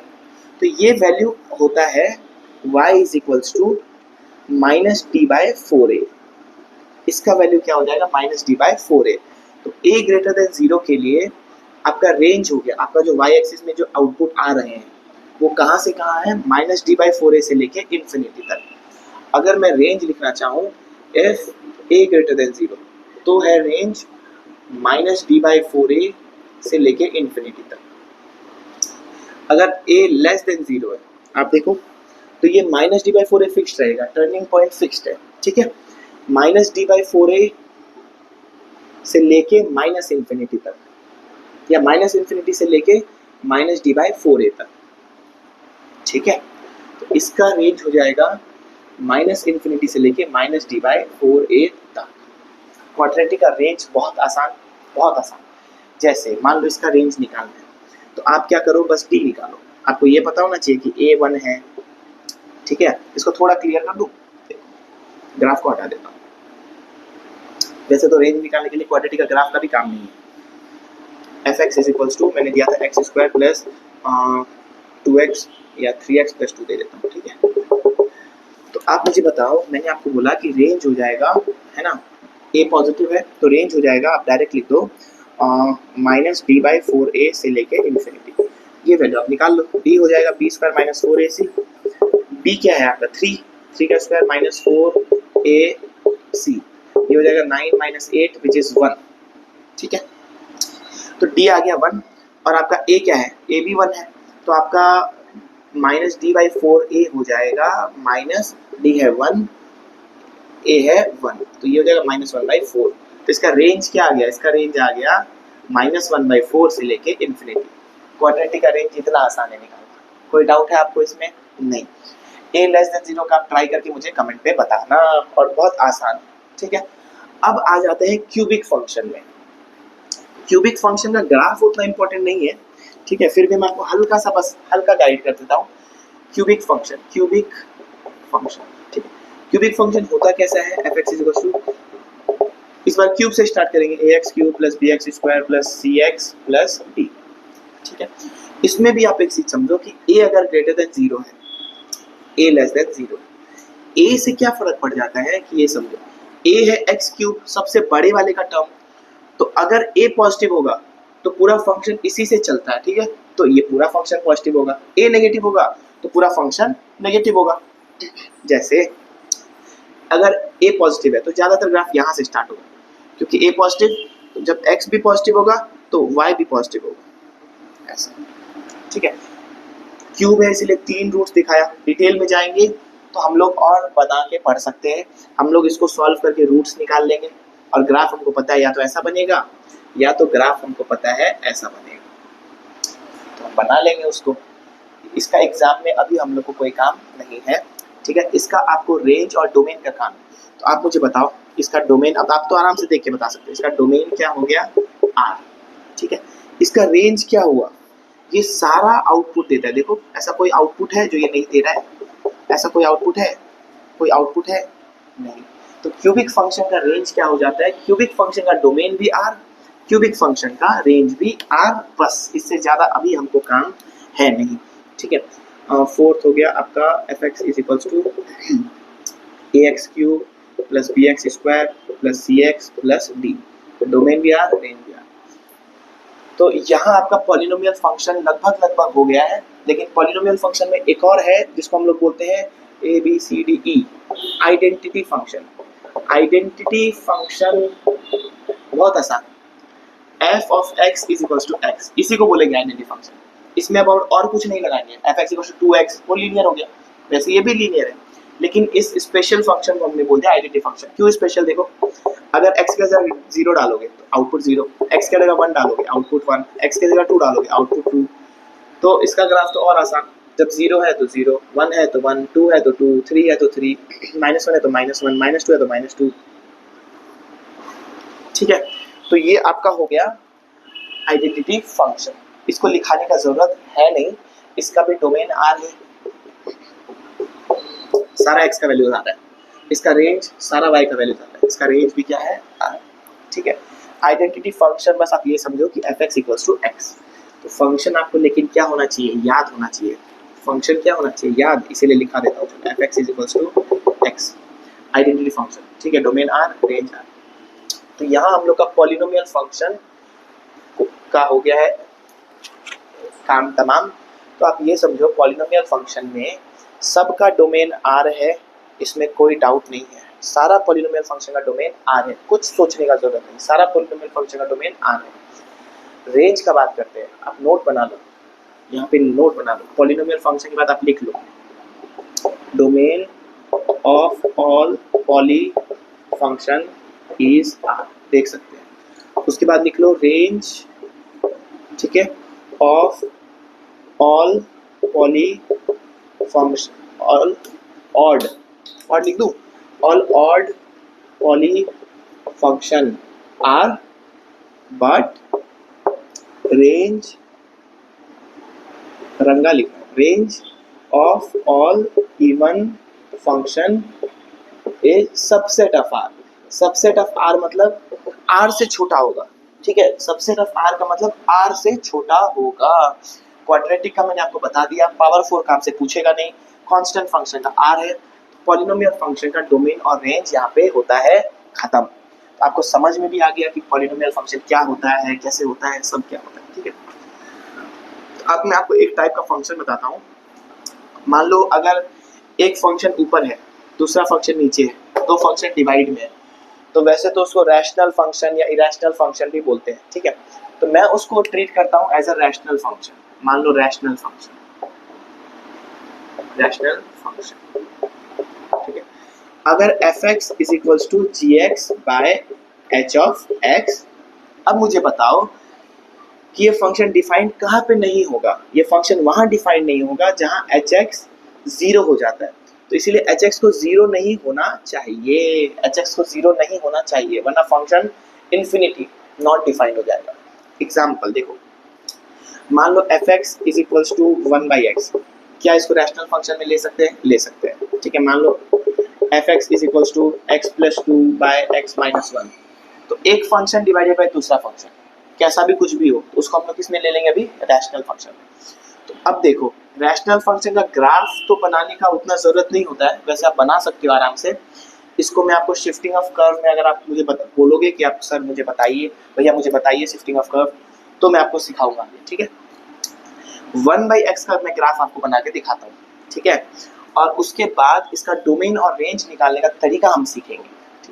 भैया क्या सब फंक्शन का डोमेन आर होता है? देखो, सब फंक्शन का डोमेन आर होता है except rational function, rational function, square root function जहाँ पे स्क्वायर रूट के अंदर कुछ है, और उसके बाद आप बोल सकते हो कुछ कुछ ट्रिगोनोमेट्रिक फंक्शन, है ना। तो आप ये समझो कि हमारे लिए अभी पॉलिनोमियल फंक्शन का डोमेन क्या हो गया? आर। मैं आपको सब लिखाते चलूंगा किसका डोमेन आर है, किसका डोमेन आर नहीं है। चलो f(x) = 1/x का ग्राफ बनाते हैं। मैंने कैसे बताया था कैसे ग्राफ बनाऊंगा मैं? ऐसे 0 पे देखूंगा, 1 पे देखूंगा, 2 पे देखूंगा, -1 पे देखूंगा, -2 पे, ठीक है। तो आप निकालो अब f(0). ला भैया ये तो 1/0 है, तो इन्फिनिटी नॉट डिफाइंड, इन्फिनिटी मतलब नॉट डिफाइंड, ठीक है। तो x = 0 पे तो फंक्शन डिफाइन ही नहीं है, x = 0 पे फंक्शन डिफाइन नहीं है, तो x = 0 इसका डोमेन नहीं होगा, ठीक है। एक्चुअल में अगर डोमेन पूरा लंबा रेंज हो, मतलब पूरा ज़्यादा वैल्यू हो, उसमें से सिर्फ एक वैल्यू हटाना है, तो क्या हम इंडिविजुअल जो आंसर्स है उसको बताएंगे कि हम बोलेंगे r-0, हम बोलेंगे इसका डोमेन है r एक्सेप्ट 0। समझ में आया? तो मैं बोल रहा हूँ कि इसका इन्फिनिटी आया, चलो f(1) पुट करो 1/1 1 आया, f(2) 1/2 0.5 आया, घट रहा है, ये इन्फिनिटी गया, मान लो इन्फिनिटी, ठीक है। हम लोग आगे पढ़ेंगे लिमिट, कंटिन्यूटी, डिफरेंशिएबिलिटी, बहुत चीज़ पढ़ेंगे, लेकिन आपको मीनिंग पहले समझ में आना चाहिए, ठीक है। अब मान लो f(-1) निकाला, तो 1/-1 कितना आया? -1। f(-2) निकाला, तो ये कितना आ गया? 1/-2 विच इज -0.5। क्लियर है? अब आप ये भी थोड़ा सोचो कि अगर 0 से बड़ा नंबर रहेगा तो ये इन्फिनिटी पॉजिटिव साइड में आएगा, 0 से छोटा नंबर रहेगा तो ये इन्फिनिटी नेगेटिव साइड में आएगा। क्या इसमें कोई डाउट है? नहीं। तो आप ये देखो कि 1/x, जैसे जैसे x बढ़ेगा वैसे वैसे यहाँ तो 1 में आ गया, जैसे x1 में y1 आ गया, फिर जैसे जैसे x घटेगा वैसे y भी घटते रहेगा, जैसे x बढ़ेगा y घटता रहेगा। माइनस इन्फिनिटी यहाँ आ गया, फिर आपको देखो -1 में -1, फिर जैसे जैसे होगा वैसे वैसे। तो ये ग्राफ हो गया f(x) = 1/x का। अब आप मुझे बताओ कि इसका डोमेन और रेंज क्या आप इसको देख के बता सकते हो? डोमेन मैंने क्या बताया था, x का कौन सा वैल्यू इसका लाई करता है। देखो क्या x = 0 पे इसका वैल्यू आ रहा है? नहीं आ रहा है। x = 1 पे है, 2 पे है, 3 पे है, 4 पे है, 5 पे है, सब पे है, लेकिन x = 0 पे इसका वैल्यू डिफाइन नहीं है, ग्राफ में भी डिफाइन नहीं है, इन्फिनिटी को चला गया। तो डोमेन को हम लोग कैसे लिखते हैं? इसका डोमेन हो गया r, सारा वैल्यूज, एक्सेप्ट कहाँ पे डिफाइन नहीं है? 0। समझ में आया? इसका डोमेन हो गया r-0। तो कभी भी इरेशनल फंक्शन आता है या कभी भी रैशनल फंक्शन आता है तो आप क्या कर सकते हो कि डोमेन कैसे चेक करोगे? बस नीचे वाला जो डिनोमिनेटर है उसको 0 कर दो और वो सारे वैल्यूज को डोमेन से हटा दो, तो इसका डोमेन हो जाएगा r-0। मैं आपको और एग्जांपल से बताता हूँ, ये क्लियर है? मान लो ये क्लियर है, मान लो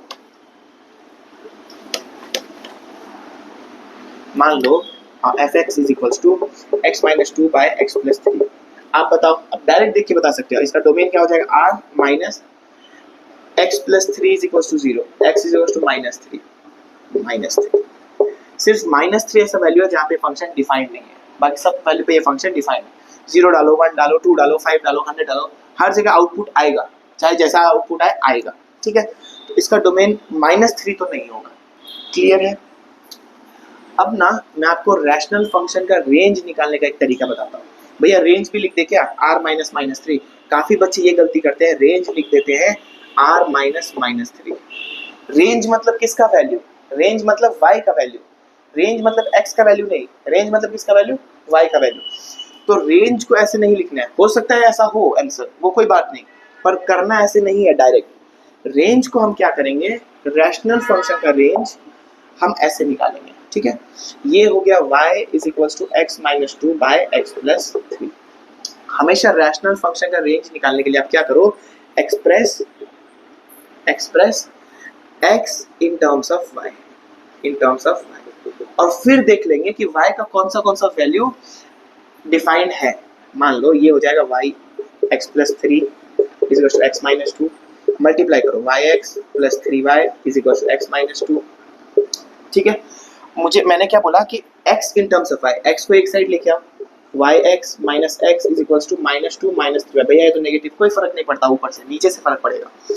यहाँ पे x कॉमन ले लो, बचेगा y minus 1 is equals to -2 -3y। Therefore x is equals to -2 -3y divided by y minus 1। हमने निकाल लिया x in terms of y, एकदम दिमाग में सेट रखो। इससे बता सकते हैं कि y क्या नहीं हो सकता। आप बताओ कि इसमें y क्या नहीं हो सकता, y 1 नहीं हो सकता, क्योंकि जब y 1 है तो x डिफाइंड नहीं है, तो इसका रेंज हो जाएगा r। बाकी सब हो सकता है, लेकिन इसमें y 1 नहीं हो सकता। तो y को चेक करने के लिए y में वैल्यू डालना पड़ा, x को चेक करने के लिए x में वैल्यू डालना पड़ा, इसीलिए रेंज के लिए हमेशा x in terms of y फिर y में वैल्यू डालेंगे। इसमें कोई डाउट है? मान लो मैंने लिखा fx is equals to gx by hx, आप ये लिख लो, डोमेन हो जाएगा r माइनस वो वैल्यू जहाँ पे hx इज इक्वल्स टू 0 है, ठीक है। इसका रेंज हो जाएगा आपका express x in terms of y and remove values where denominator equals to 0। समझ में आया? रैशनल फंक्शन इतना इजी है, एग्जाम में आता है और बहुत इजी है, ठीक है। रैशनल फंक्शन में एक दिक्कत ये हो जाता है कि अगर नीचे क्वाड्रेटिक आ जाए, भैया ये तो आप आसान बता दिए, मान लो अगर नीचे क्वाड्रेटिक आ जाए x minus 2 by x square minus 5x plus -5x लिया तो प्लस ले लेता हूँ मैं 4 -4 ठीक है। तो इसका डोमेन आप मुझे कमेंट करके बताओ, लेकिन आपको डोमेन निकालने देगा, इसका रेंज आपको निकाल सकते हो, लेकिन रेंज निकालने के लिए फिर वो x in terms of y में नहीं जाएगा, फिर वो थोड़ा सा हायर साइड में जाएगा, तो वो अभी इस लेवल पे हमको काम नहीं है। अगर आपको चाहिए फिर भी तो आप मुझे कमेंट करना, मैं आपको बताऊंगा, ठीक है। आप देखो इसका डोमेन तो बहुत आसान से निकाल सकते हो, जहाँ पे hx 0 है, मतलब जहाँ पे x square minus 5x plus 4 0 है। हर क्वाड्रेटिक इक्वेशन को कैसे सॉल्व करेंगे, मिड टर्म ब्रेक, तो ये 4 हो गया, तो इसको हम लोग लिख लेंगे x माइनस 1 x माइनस 4 बना गया। हाँ तो भैया आप रट क्या, नहीं देखो प्लस 4 है, माइनस माइनस क्या हो जाएगा प्लस, और यहाँ पे माइनस 5x है, तो माइनस 4x और माइनस x क्या हो जाएगा माइनस 5x, इसलिए मैं डायरेक्ट कर देता हूँ।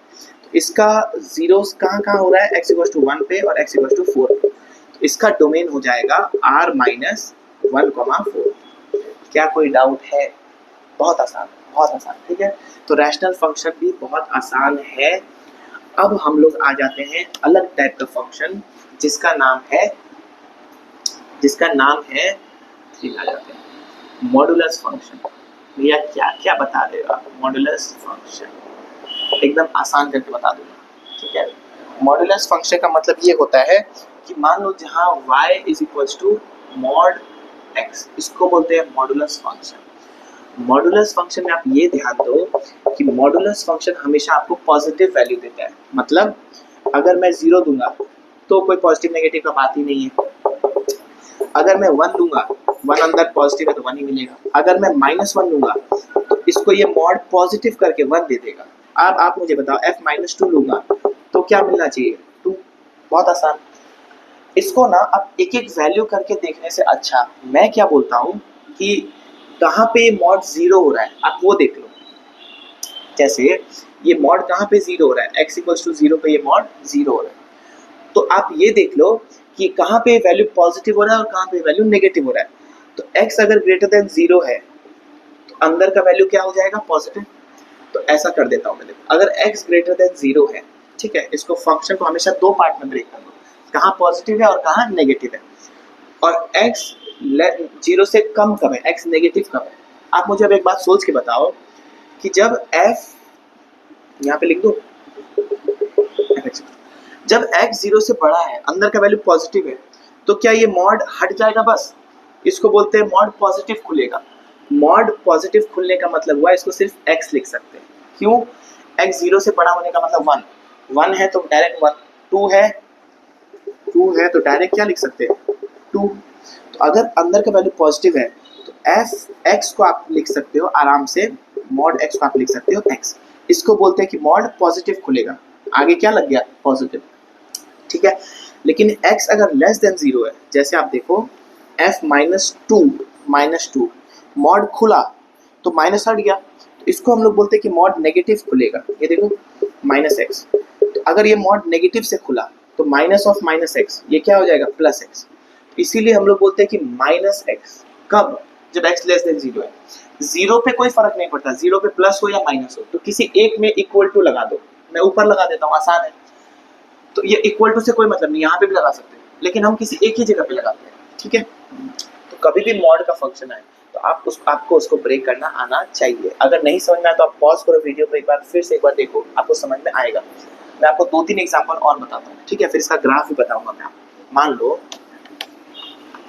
मैंने आपको बोला f(x) is equals to mod 2x + 3। भैया ये कैसे करेंगे, आपको ये चीज़ इंटीग्रेशन में भी काम आएगा 12th में, ठीक है। आपको मॉड को हटाना आना चाहिए। कैसे हटाना है, पहले आप ये चेक कर लो कि कहाँ 0 है अंदर का वैल्यू, ठीक है। x हो गया -3/2, तो जब -3/2 से ज़्यादा होगा, ठीक है, या फिर आपको अगर ऐसे देखना है ग्रेटर देन 0 लेस देन 0 आप वो कर लो, ठीक है।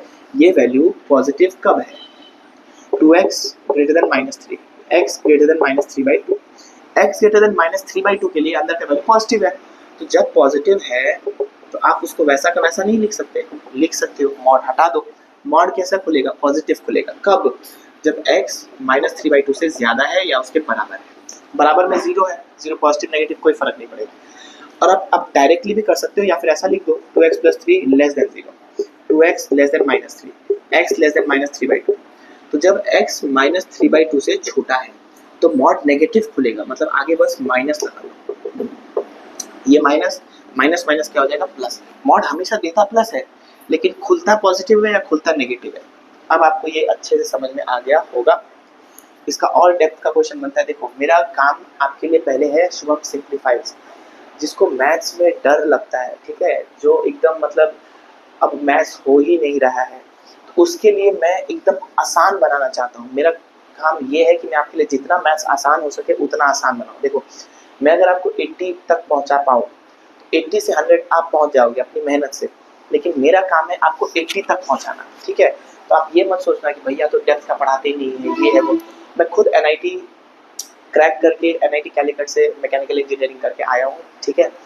तो आप ये मत समझो कि भैया को आता नहीं है। मैं खुद 2 साल कोटा में कोचिंग किया हूँ, ठीक है, लेकिन मैं ये समझता हूँ, दर्द समझता हूँ। आपको पेपर में 120 में 120, अब ये मैं डिमोटिवेट के सेंस में नहीं बोल रहा। आप ये मत सोचना कि भैया बोल रहे हैं कि अब फुल नहीं लाना है, मैं ये नहीं बोल रहा।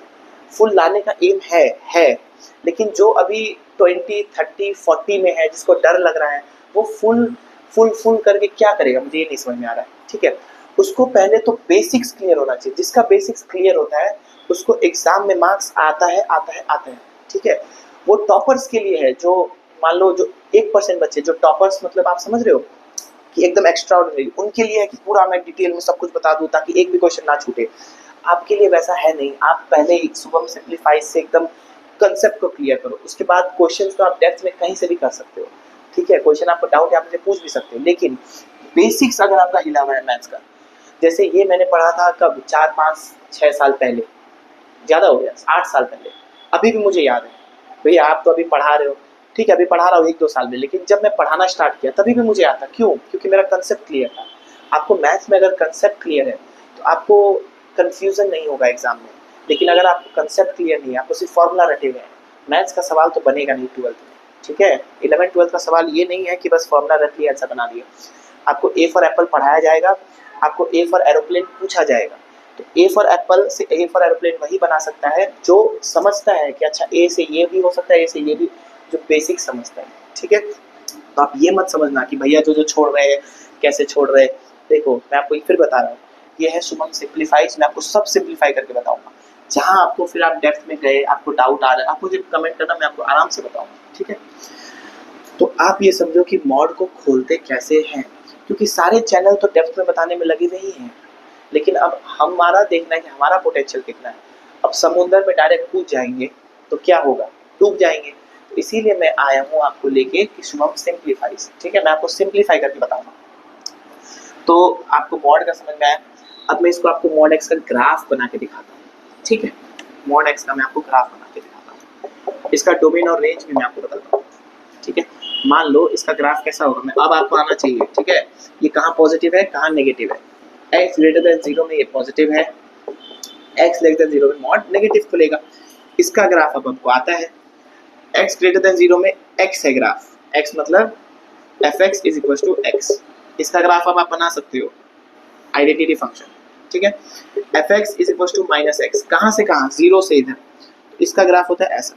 आप वैल्यू पुट कर करके बना लो आराम से। तो मॉड एक्स का ग्राफ है ऐसा। अब आप मुझे बताओ डोमेन क्या हो गया, माइनस इन्फिनिटी से इन्फिनिटी। भैया ग्राफ से ही देख सकते हैं क्या डोमेन? नहीं, डोमेन तो आप यहीं से देख सकते हो। डोमेन आप बस ये देखना है कि कौन सा इनपुट नहीं दे सकते, ठीक है।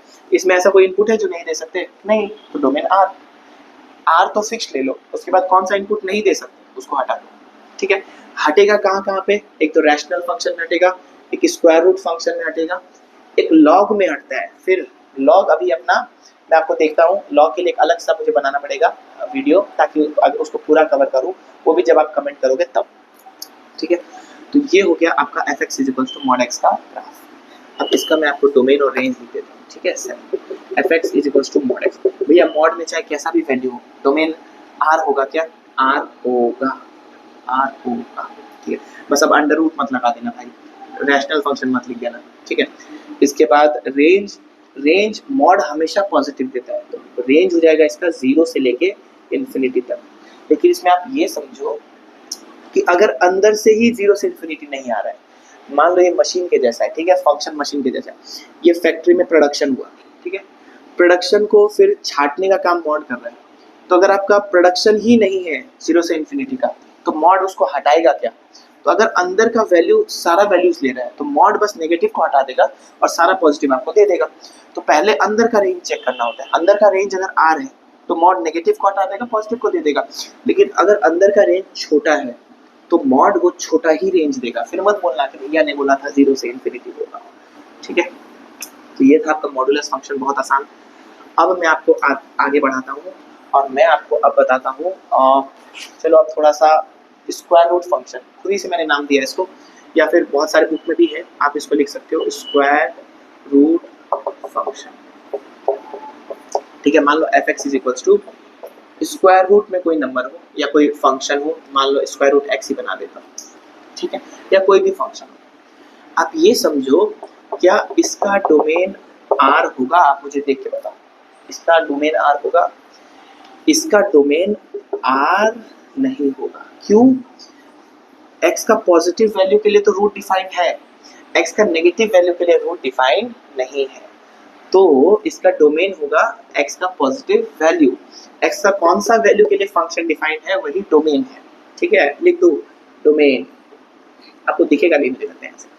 इसका हम लोग ये समझे कि डोमेन हो जाएगा पॉजिटिव रियल नंबर 0 से लेके इन्फिनिटी। क्यों? क्योंकि नेगेटिव होते ही f(-1) होते ही रूट अगर -1 ये चला जाएगा कॉम्प्लेक्स नंबर में, जो हमारा अगला चैप्टर है। तो इसको अभी हम लोग बोलेंगे नॉट डिफाइंड, इमेजिनरी नंबर।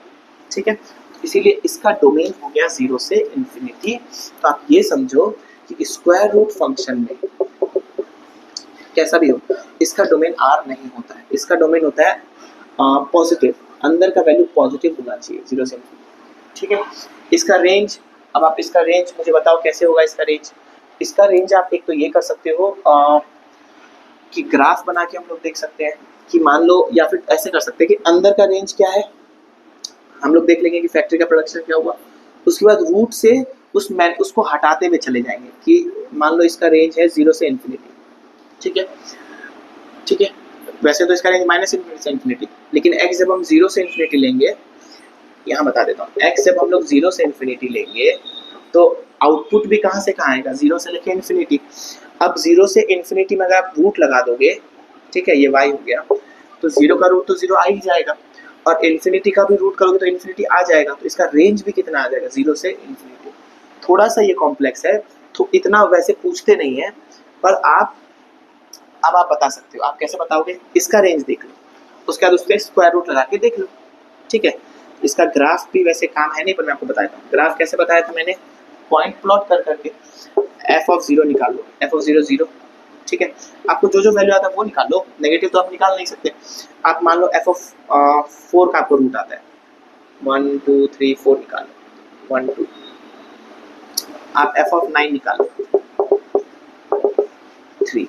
तो इसका मतलब आउटपुट बहुत धीरे धीरे आ रहा है, यहाँ जल्दी जल्दी आ रहा है। इसका मतलब इसका ग्राफ ऐसा ऐसा ऐसा ऐसा ऐसा ऐसा ऐसा चला है। समझ में आया? तो डोमेन सारा पॉजिटिव रियल नंबर, रेंज सारा पॉजिटिव रियल नंबर, ये होता है स्क्वायर रूट फंक्शन।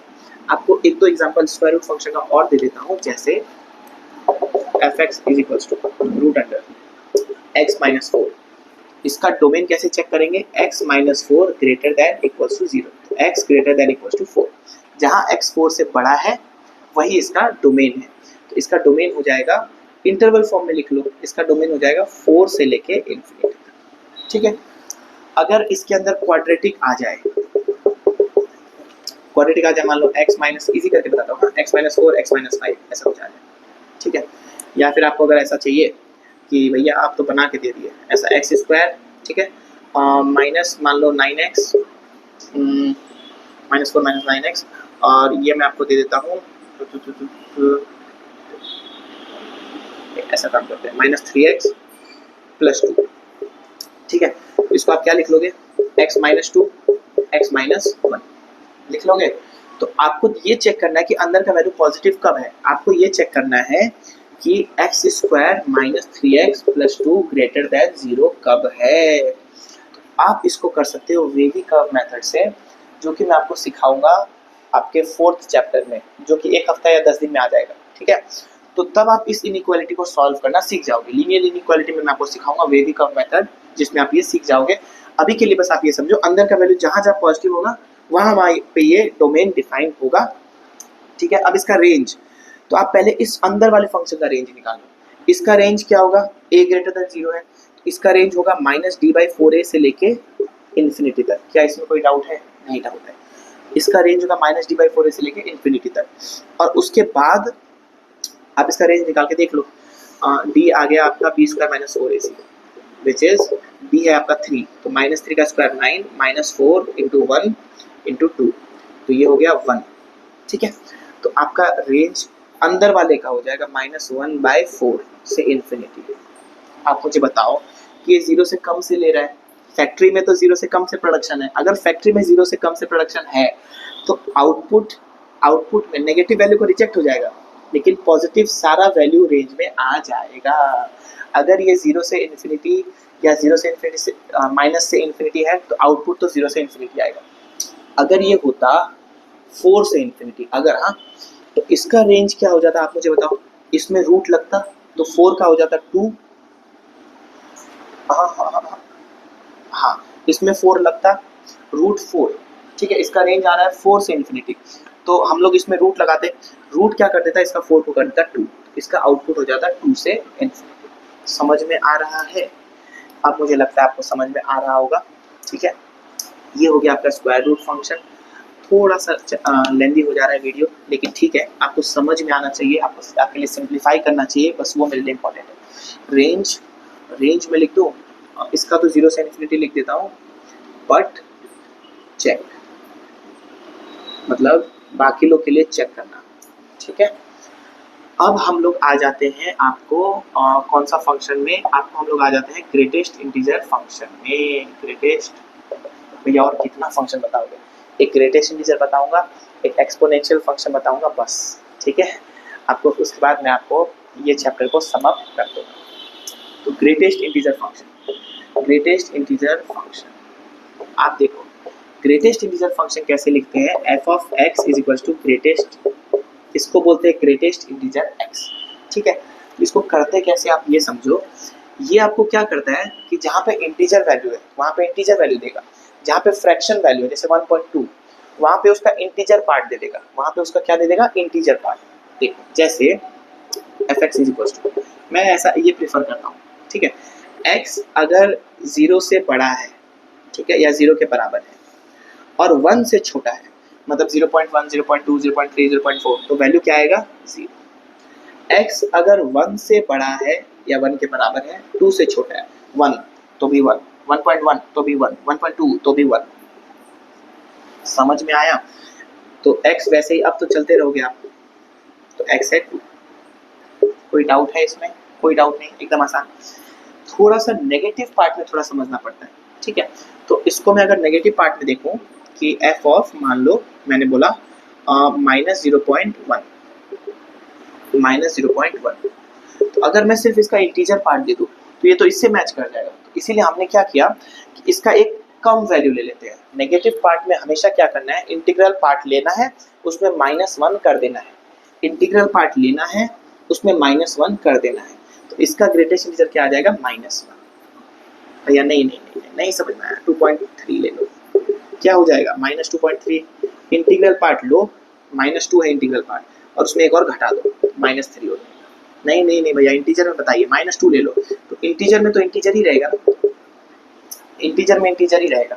ठीक है, तो इसका अगर मैं आपको मिटा दूं, इसका अगर मैं आपको इसमें दिखाऊं तो आप ये समझो कि अगर x, यहाँ लिख दूं, अगर x 0 से छोटा है, ठीक है, और -1 से बराबर है, बड़ा है, तो ये वैल्यू देखो पैटर्न मैच हो रहा है, इसीलिए -1, मतलब इंटीग्रल पार्ट से एक कम कर दें। इसका ग्राफ थोड़ा सा इंटरेस्टिंग है, इसका ग्राफ मैं आपको बना के दिखाता हूँ। मान लो यहाँ से ऐसे करके सीडी बना देना, बस सीडी। देखो मैं आपको शॉर्टकट बताता हूँ। शॉर्टकट क्या? जब x 0 से 1 है, 1 2 3, इतना ही बताऊंगा, 1 2 3, बाकी क्या बनाना। जब x 0 से 1 है तो आउटपुट होगा 0, जब इनपुट 1 है तो आउटपुट होगा 1, 1 से 2 में आउटपुट होगा 1। ठीक है, उसके बाद ऊपर चल जाना, उसके बाद यहाँ से 1 2 3, 2 से 3 में आउटपुट है 2। ये ओपन क्यों दिखा रहा हूँ? क्योंकि 1 में ना वैल्यू 0 नहीं है, वैल्यू ओपन है। 1 में वैल्यू है 1 1 1, समझ में आया? 1 में वैल्यू है 1, इसलिए यहाँ क्लोज है, यहाँ ओपन है। ये सीडी जैसा ग्राफ, आराम से ऐसा बनाना, ऐसा करते जाना, ऐसा बनाना, ऐसा करते जाना, ऐसा बनाना, ऐसा करते जाना, आराम से। ठीक है, नेगेटिव पार्ट में भी आपको क्या करना है, बस इसी को कंप्लीट कर लो। यहाँ ऐसे बनाओ, यहाँ पे लेके जाओ, मतलब x जब 0 और -1 के बीच में है तो वैल्यू एक कम है, एक कम मतलब -1। ठीक है, बस ऐसा बनाओ। उसके बाद आप जैसे -1 से -2 जाना है, -2 से -3 जाना है, तो -1 से -2 में गए। ठीक है, तो जैसे -1 में आप आ जाओगे तो -1 में वैल्यू है -1, लेकिन -2 में वैल्यू क्या है? तो आप इधर नीचे आ जाओ, -2। बस आराम से ऐसे जाते जाओ, ऐसे जाते जाओ, आराम से बन जाएगा। ठीक है, थोड़ा सा कंफ्यूजिंग है, मैं समझ रहा हूँ, लेकिन अगर एक बार आप प्रैक्टिस कर लो तो आराम से, आपको कुछ करना नहीं है, ये बस डॉटेड होना चाहिए। ठीक है, क्योंकि वैल्यू नहीं है, और आपको ये ज़्यादा इंपॉर्टेंट है, ये आउटपुट निकालने आना चाहिए। अब आप मुझे बताओ, क्या इसका डोमेन में कुछ छूट रहा है? भैया ये छूट रहा है, ये छूट रहा है। अरे ये छूट रहा है क्यों? इसका यहाँ पे भी तो वैल्यू है, तो डोमेन में कुछ नहीं छूट रहा है, सब वैल्यू आ रहा है, सब वैल्यू आ रहा है। तो इसका डोमेन हो जाएगा, क्या हो जाएगा, क्या हो जाएगा, क्या हो जाएगा? इसका डोमेन हो जाएगा आर। इसका रेंज बताओ, सिर्फ इंटीजर्स वैल्यू आउटपुट आ रहे हैं, integers integers integers integers integers integers. इसका रेंज हो जाएगा इंटीजर्स। कोई डाउट है इसमें? बहुत आसान, बहुत आसान, बहुत आसान। तो ये हो गया आपका ग्रेटेस्ट इंटीजर फंक्शन। भैया इसमें क्या क्वेश्चन आएगा? इसमें क्वेश्चन आएगा डोमेन, रेंज, ये सब है ना। तो ग्रेटेस्ट इंटीजर फंक्शन है तो बहुत आसान, डोमेन है आर, कोई दिक्कत ही नहीं है। और इसका रेंज क्या है? रेंज है इंटीजर, चाहे कैसा भी अंदर में फंक्शन हो वो इंटीजर ही देगा, ठीक है, कोई डाउट नहीं है इंटीजर। वही फैक्ट्री वाला चीज़ याद रखना, अब अंदर में अगर प्रोडक्शन ही नहीं है सब इंटीजर्स का, तो बाहर से इंटीजर कैसे आ जाएगा? वो चीज़ आपको ध्यान देना है कि एक फंक्शन के अंदर अगर दूसरा फंक्शन है उसको कंपोजिट फंक्शन बोलते हैं। उतना डिटेल में अभी हमको काम नहीं है। एक फंक्शन के अंदर अगर दूसरा फंक्शन है तो उसको कंपोजिट फंक्शन बोलते हैं। तो जो अंदर वाले का आउटपुट है वो बाहर वाले के लिए इनपुट होता है। हिंट दे देता हूँ आपको, डिफरेंशिएशन में काम आएगा। एक फंक्शन के अंदर दूसरा फंक्शन, इसका जो आउटपुट है, आउटपुट वो इसके लिए क्या हो जाएगा? इनपुट। तो अगर आपका अंदर का प्रोडक्शन ही नहीं है तो फिर आपका इसका आउटपुट कैसे आ जाएगा पूरा? समझ में आया? अब आपको मैं बताता हूँ, एक तो सबसे मतलब बकवास सा फंक्शन जिसको हम लोग बोलते हैं सिग्नम फंक्शन। सिग, भैया क्या नाम है? Signum function. बहुत आसान, बहुत ज़्यादा आसान, ठीक है। इसको हम लोग लिखते हैं fx is equals to SGN(x).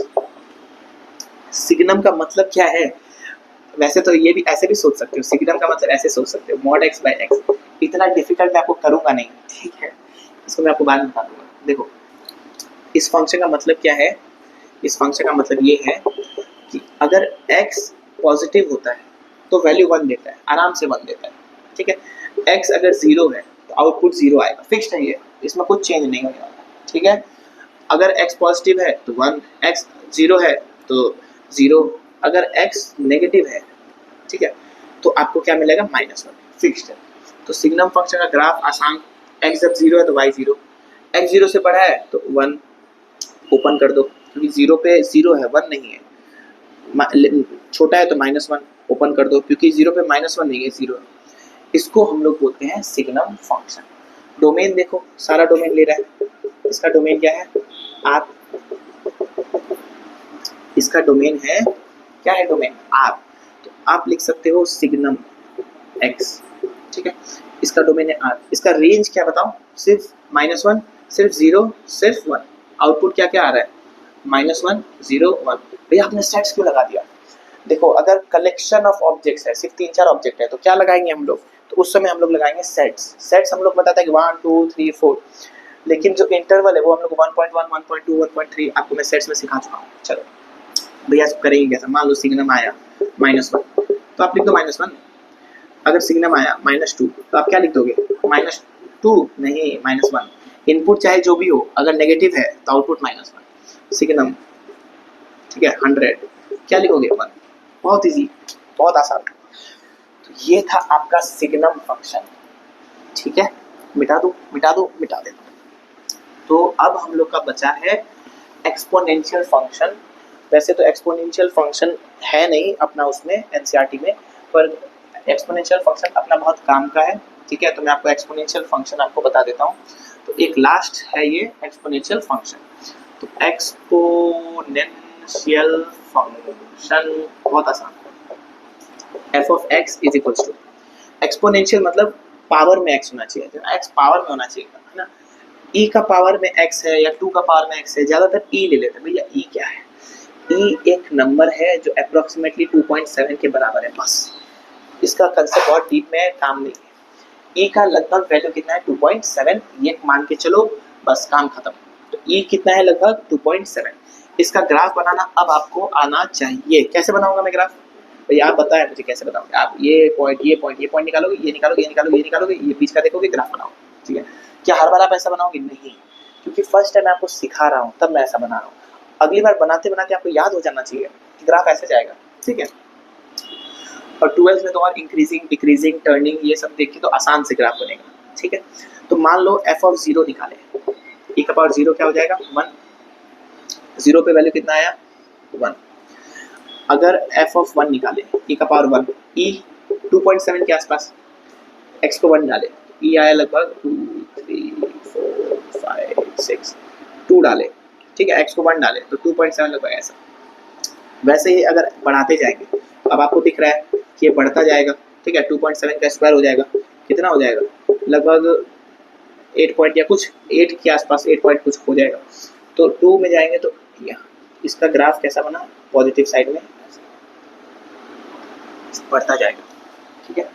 भैया आप नेगेटिव साइड में बताओ, नीचे ला दे क्या? नहीं, आप देखो एफ ऑफ -1 ई का पावर -1 1 बाई ई 1 बाई 2.7, 1 को डिवाइड करेंगे कोई बड़ा नंबर से तो ये छोटा बनेगा। मान लो ये बना 0.25 0.4 0.3 क्या जो भी बना, ठीक है, 0.3 0.4, तो यहाँ आया 0.4 लेके चलता हूँ, ठीक है, 27 3 जा 4 जा 3 के पॉइंट समथिंग बनेगा। तो मान लो यहाँ आया, अगर f ऑफ -2 डालेंगे तो क्या नेगेटिव नंबर आएगा? नेगेटिव तो आएगा ही नहीं एक्सपोनेंट्स में, 1/2.7 का स्क्वायर और छोटा हो जाएगा 0.0 समथिंग। तो ये वैल्यू ऐसा जाता जाएगा जाता जाएगा जाता जाएगा जाता जाएगा, लेकिन ये टच नहीं करेगा, 0 को टच नहीं करने का। देखो x की जगह अगर -∞ रखोगे, वैसे रख नहीं सकते, रख सकते हैं क्या? नहीं, x की जगह आप -1 लाख रख दो, मुझे कोई तकलीफ नहीं है, जितना भी रख दो, ये हो जाएगा 1 बाई ई का पावर 1 1 2 3 4 जितना भी रख दो। लेकिन ये बहुत बड़ा नंबर, मतलब लगभग 0.00000000000 कुछ भी आए, 0 नहीं जाएगा। यहीं से कंसेप्ट चालू होता है लिमिट्स का, जो कि हम लोग पढ़ेंगे 12th में। तो ये हो गया एक्सपोनेंशियल फंक्शन। आप मुझे बताओ कि इसका डोमेन क्या है? क्या इसका डोमेन R है? क्या इसका डोमेन R है? तो इसका डोमेन R है। क्या इसका रेंज R है?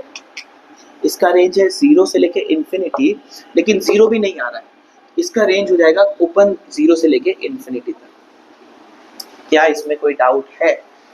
अब भैया e का पावर -x भी कभी आ जाता है, शॉर्टकट में आपको बता दे रहा हूँ बस। जो x का पॉजिटिव वैल्यू था वो नेगेटिव में आ जाएगा, जो x का नेगेटिव में वैल्यू था वो पॉजिटिव में आ जाएगा। कभी भी x की जगह -x करना होता है तो हम लोग ऐसे आराम से देख के कर सकते हैं, ठीक है। तो इसका भी डोमेन R है, रेंज 0 से इन्फिनिटी, माइनस में मत चले जाना, आउटपुट हमेशा एक्सपोनेंट्स का पॉजिटिव आएगा आएगा और आएगा। तो यहाँ पे हम लोग का लगभग टाइप्स ऑफ फंक्शन खत्म हो चुका है। 1 मिनट बस मैं इसको मिटा देता हूँ, फिर मैं आपको इसका रिकैप करा देता हूँ 2 मिनट में, ठीक है, एकदम आसान, ठीक है। अब आप मेरा बात सुनो, R R R R R R R R R R R बना देते, ठीक है। अब समझो, अब समझिए, ठीक है। टाइप्स ऑफ फंक्शन में हमने पढ़ा पॉलिनोमियल फंक्शन, उसके बाद हमने पढ़ा, लाइन से नहीं चल रहे हैं, उसके बाद पॉलिनोमियल फंक्शन पढ़ा, उसके बाद हमने पढ़ा रैशनल फंक्शन, उसके बाद हमने पढ़ा मॉडुलस फंक्शन, उसके बाद हमने पढ़ा greatest division function, square root function, signum function, exponential function. क्या सारा कवर हो गया? 2 छूट गया है आपको, मैंने छोड़ दिया लॉगरिथमिक फंक्शन, जो उतना काम अभी नहीं है, ठीक है। अगर आपको चाहिए तो आप मुझे कमेंट करो, मैं आपको जरूर से एक लेक्चर बना के दूंगा। और एक मैंने छोड़ दिया ट्रिगोनोमेट्रिक फंक्शन। क्या ट्रिगोनोमेट्रिक फंक्शन वीडियो के लिए छोड़ा है? नहीं, ये एक चैप्टर है ट्रिगोनोमेट्री, उसमें मैं आपको उसका पूरा अंडरस्टैंडिंग दूंगा, ठीक है। तो अभी के लिए आप ये समझो, इन फंक्शन में सबका डोमेन R है। डोमेन मतलब x, डोमेन मतलब x, डोमेन मतलब इनपुट। x का वो वैल्यू जहाँ पे फंक्शन का आउटपुट आता है वो डोमेन है, ठीक है। तो क्योंकि लगभग सारे वैल्यूज पे आउटपुट आता है, सिर्फ कुछ कुछ पे आउटपुट नहीं आता है, तो हम लोग ये चेक नहीं करते कि किस में आउटपुट आ रहा है, हम लोग ये चेक करते हैं कि किस में आउटपुट नहीं आ रहा है और उसको हटा देते हैं, ठीक है। मान लो जैसे पॉलिनोमियल फंक्शन है, इसका डोमेन R है, तो अब क्या चेक करना कि सारा वैल्यूज देख रहे हैं कि नहीं देख रहे हैं। हम लोग ये देखेंगे कौन सा वैल्यू नहीं ले सकता है, ठीक है। तो अब आप ये समझो कि सारा वैल्यू सब कुछ ले सकता है, सिर्फ रैशनल फंक्शन, मतलब जहाँ पे डिवाइड में कोई फंक्शन है वहाँ पे इन्फिनिटी होने का चांस है, तो वहाँ पे डोमेन R नहीं है, कुछ वैल्यूज हटेंगे जहाँ से डिनोमिनेटर 0 हो रहा है। उसके बाद स्क्वायर रूट फंक्शन, क्योंकि रूट में नेगेटिव नहीं हो सकता, वहाँ से वैल्यूज हटेंगे, ठीक है। और लॉग से वैल्यू हटते हैं, लेकिन लॉग अभी हमने पढ़ा नहीं, पढ़ाऊंगा तो उसमें सारा बता दूंगा। तो डोमेन अभी बाकी सबका R, सबका R, सबका R except square root function और रैशनल फंक्शन, क्लियर है। अब आ जाते हैं रेंज में। अब आ जाते हैं रेंज में। दिमाग में एकदम ग्राफ को बनाना चालू करो, ठीक है। मैं आपको 2 मिनट में ग्राफ बना के दिखा देता हूँ। कांस्टेंट फंक्शन, ग्राफ सीधा स्ट्रेट लाइन, तो रेंज एक वैल्यू फिक्स्ड है। उसके बाद मान लो लीनियर फंक्शन स्ट्रेट लाइन, तो जीरो से लेकर माइनस इन्फिनिटी से लेकर इन्फिनिटी, तो इसका रेंज हो गया आर। क्यूबिक फंक्शन, तो पॉलिनोमियल का डिग्री अगर ऑड है तो उसका रेंज आर है, ठीक है। पॉलिनोमियल का डिग्री अगर इवन है, जैसे क्वाड्रेटिक पैराबोला, कहीं पे मिनिमम वैल्यू आ रहा है, तो इसका रेंज हो जाएगा यहाँ से लेके इन्फिनिटी तक, या फिर इसका रेंज हो जाएगा यहाँ से लेके माइनस इन्फिनिटी तक, और ये क्या है -d/4a। क्लियर है। पॉलिनोमियल बहुत आसान, रेंज बहुत आसान पॉलिनोमियल में। उसके बाद आ जाते हैं हम लोग, पॉलिनोमियल के बाद हम लोग आ गए रैशनल फंक्शन। रैशनल फंक्शन का रेंज कैसे निकालेंगे, x in terms of y, x को y के टर्म्स में लिखेंगे और फिर देखेंगे कि y क्या क्या नहीं हो सकता, फिर हम ये देखेंगे कि y क्या क्या नहीं हो सकता, ठीक है। ये रेंज आप करके निकाल सकते हो, डायरेक्ट मत निकालना, ये मेरा बात मानो, डायरेक्ट मत निकालना। उसके बाद आ जाते हैं मॉड x। मॉड का रेंज तो एकदम फिक्स्ड, मॉड हमेशा आउटपुट क्या देगा, पॉजिटिव, 0 से लेकर इन्फिनिटी। लेकिन मेरा एक बात ध्यान रखना कि अगर x नहीं है कुछ और है, तो उसका अंदर का आउटपुट चेक करना। अगर वो आउटपुट आ रहा है 0 तक, तब तो ये भी 0 से इन्फिनिटी देगा। लेकिन अगर उसका आउटपुट ही 2 से इन्फिनिटी है, तो ये बेचारा क्या करेगा, ये भी 2 से इन्फिनिटी देगा। ये चीज ध्यान देना, ठीक है। इसके बाद है आपका square root function. Square root function में आपका रेंज देखो, स्क्वायर रूट फंक्शन का रेंज उतना डिटेल में मैं आपको नहीं बताया हूँ, मैं आपको बता रहा हूँ क्योंकि इसका काम उतना हम लोग को है नहीं, पर आप ऐसे देख सकते हो, इसका तो रेंज 0 से इन्फिनिटी है, तो रूट भी आउटपुट कहाँ से देगा, रूट आउटपुट नेगेटिव तो नहीं दे सकता, रूट आउटपुट क्या देगा, पॉजिटिव, तो होगा तो 0 से इन्फिनिटी।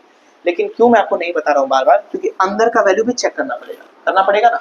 मान लो अंदर x-1 लीनियर है, तब तो 0 से इन्फिनिटी, लेकिन अंदर अगर ऐसा कुछ है जिसका आउटपुट ही नहीं है, तो उसका रूट लेके कर लेंगे। चलो स्क्वायर रूट भी कवर हो ही गया। ग्रेटेस्ट इंटीजर का range, greatest integer C D integers, कोई डाउट नहीं है। सिग्नम फंक्शन, सिग्नम मतलब ऐसे सिग्नल जैसा, red light, green light, yellow light, yellow 0, red -1, green +1, signum function signal, ठीक है। इसके बाद आ जाते हैं e⁻x, एक्सपोनेंशियल फंक्शन।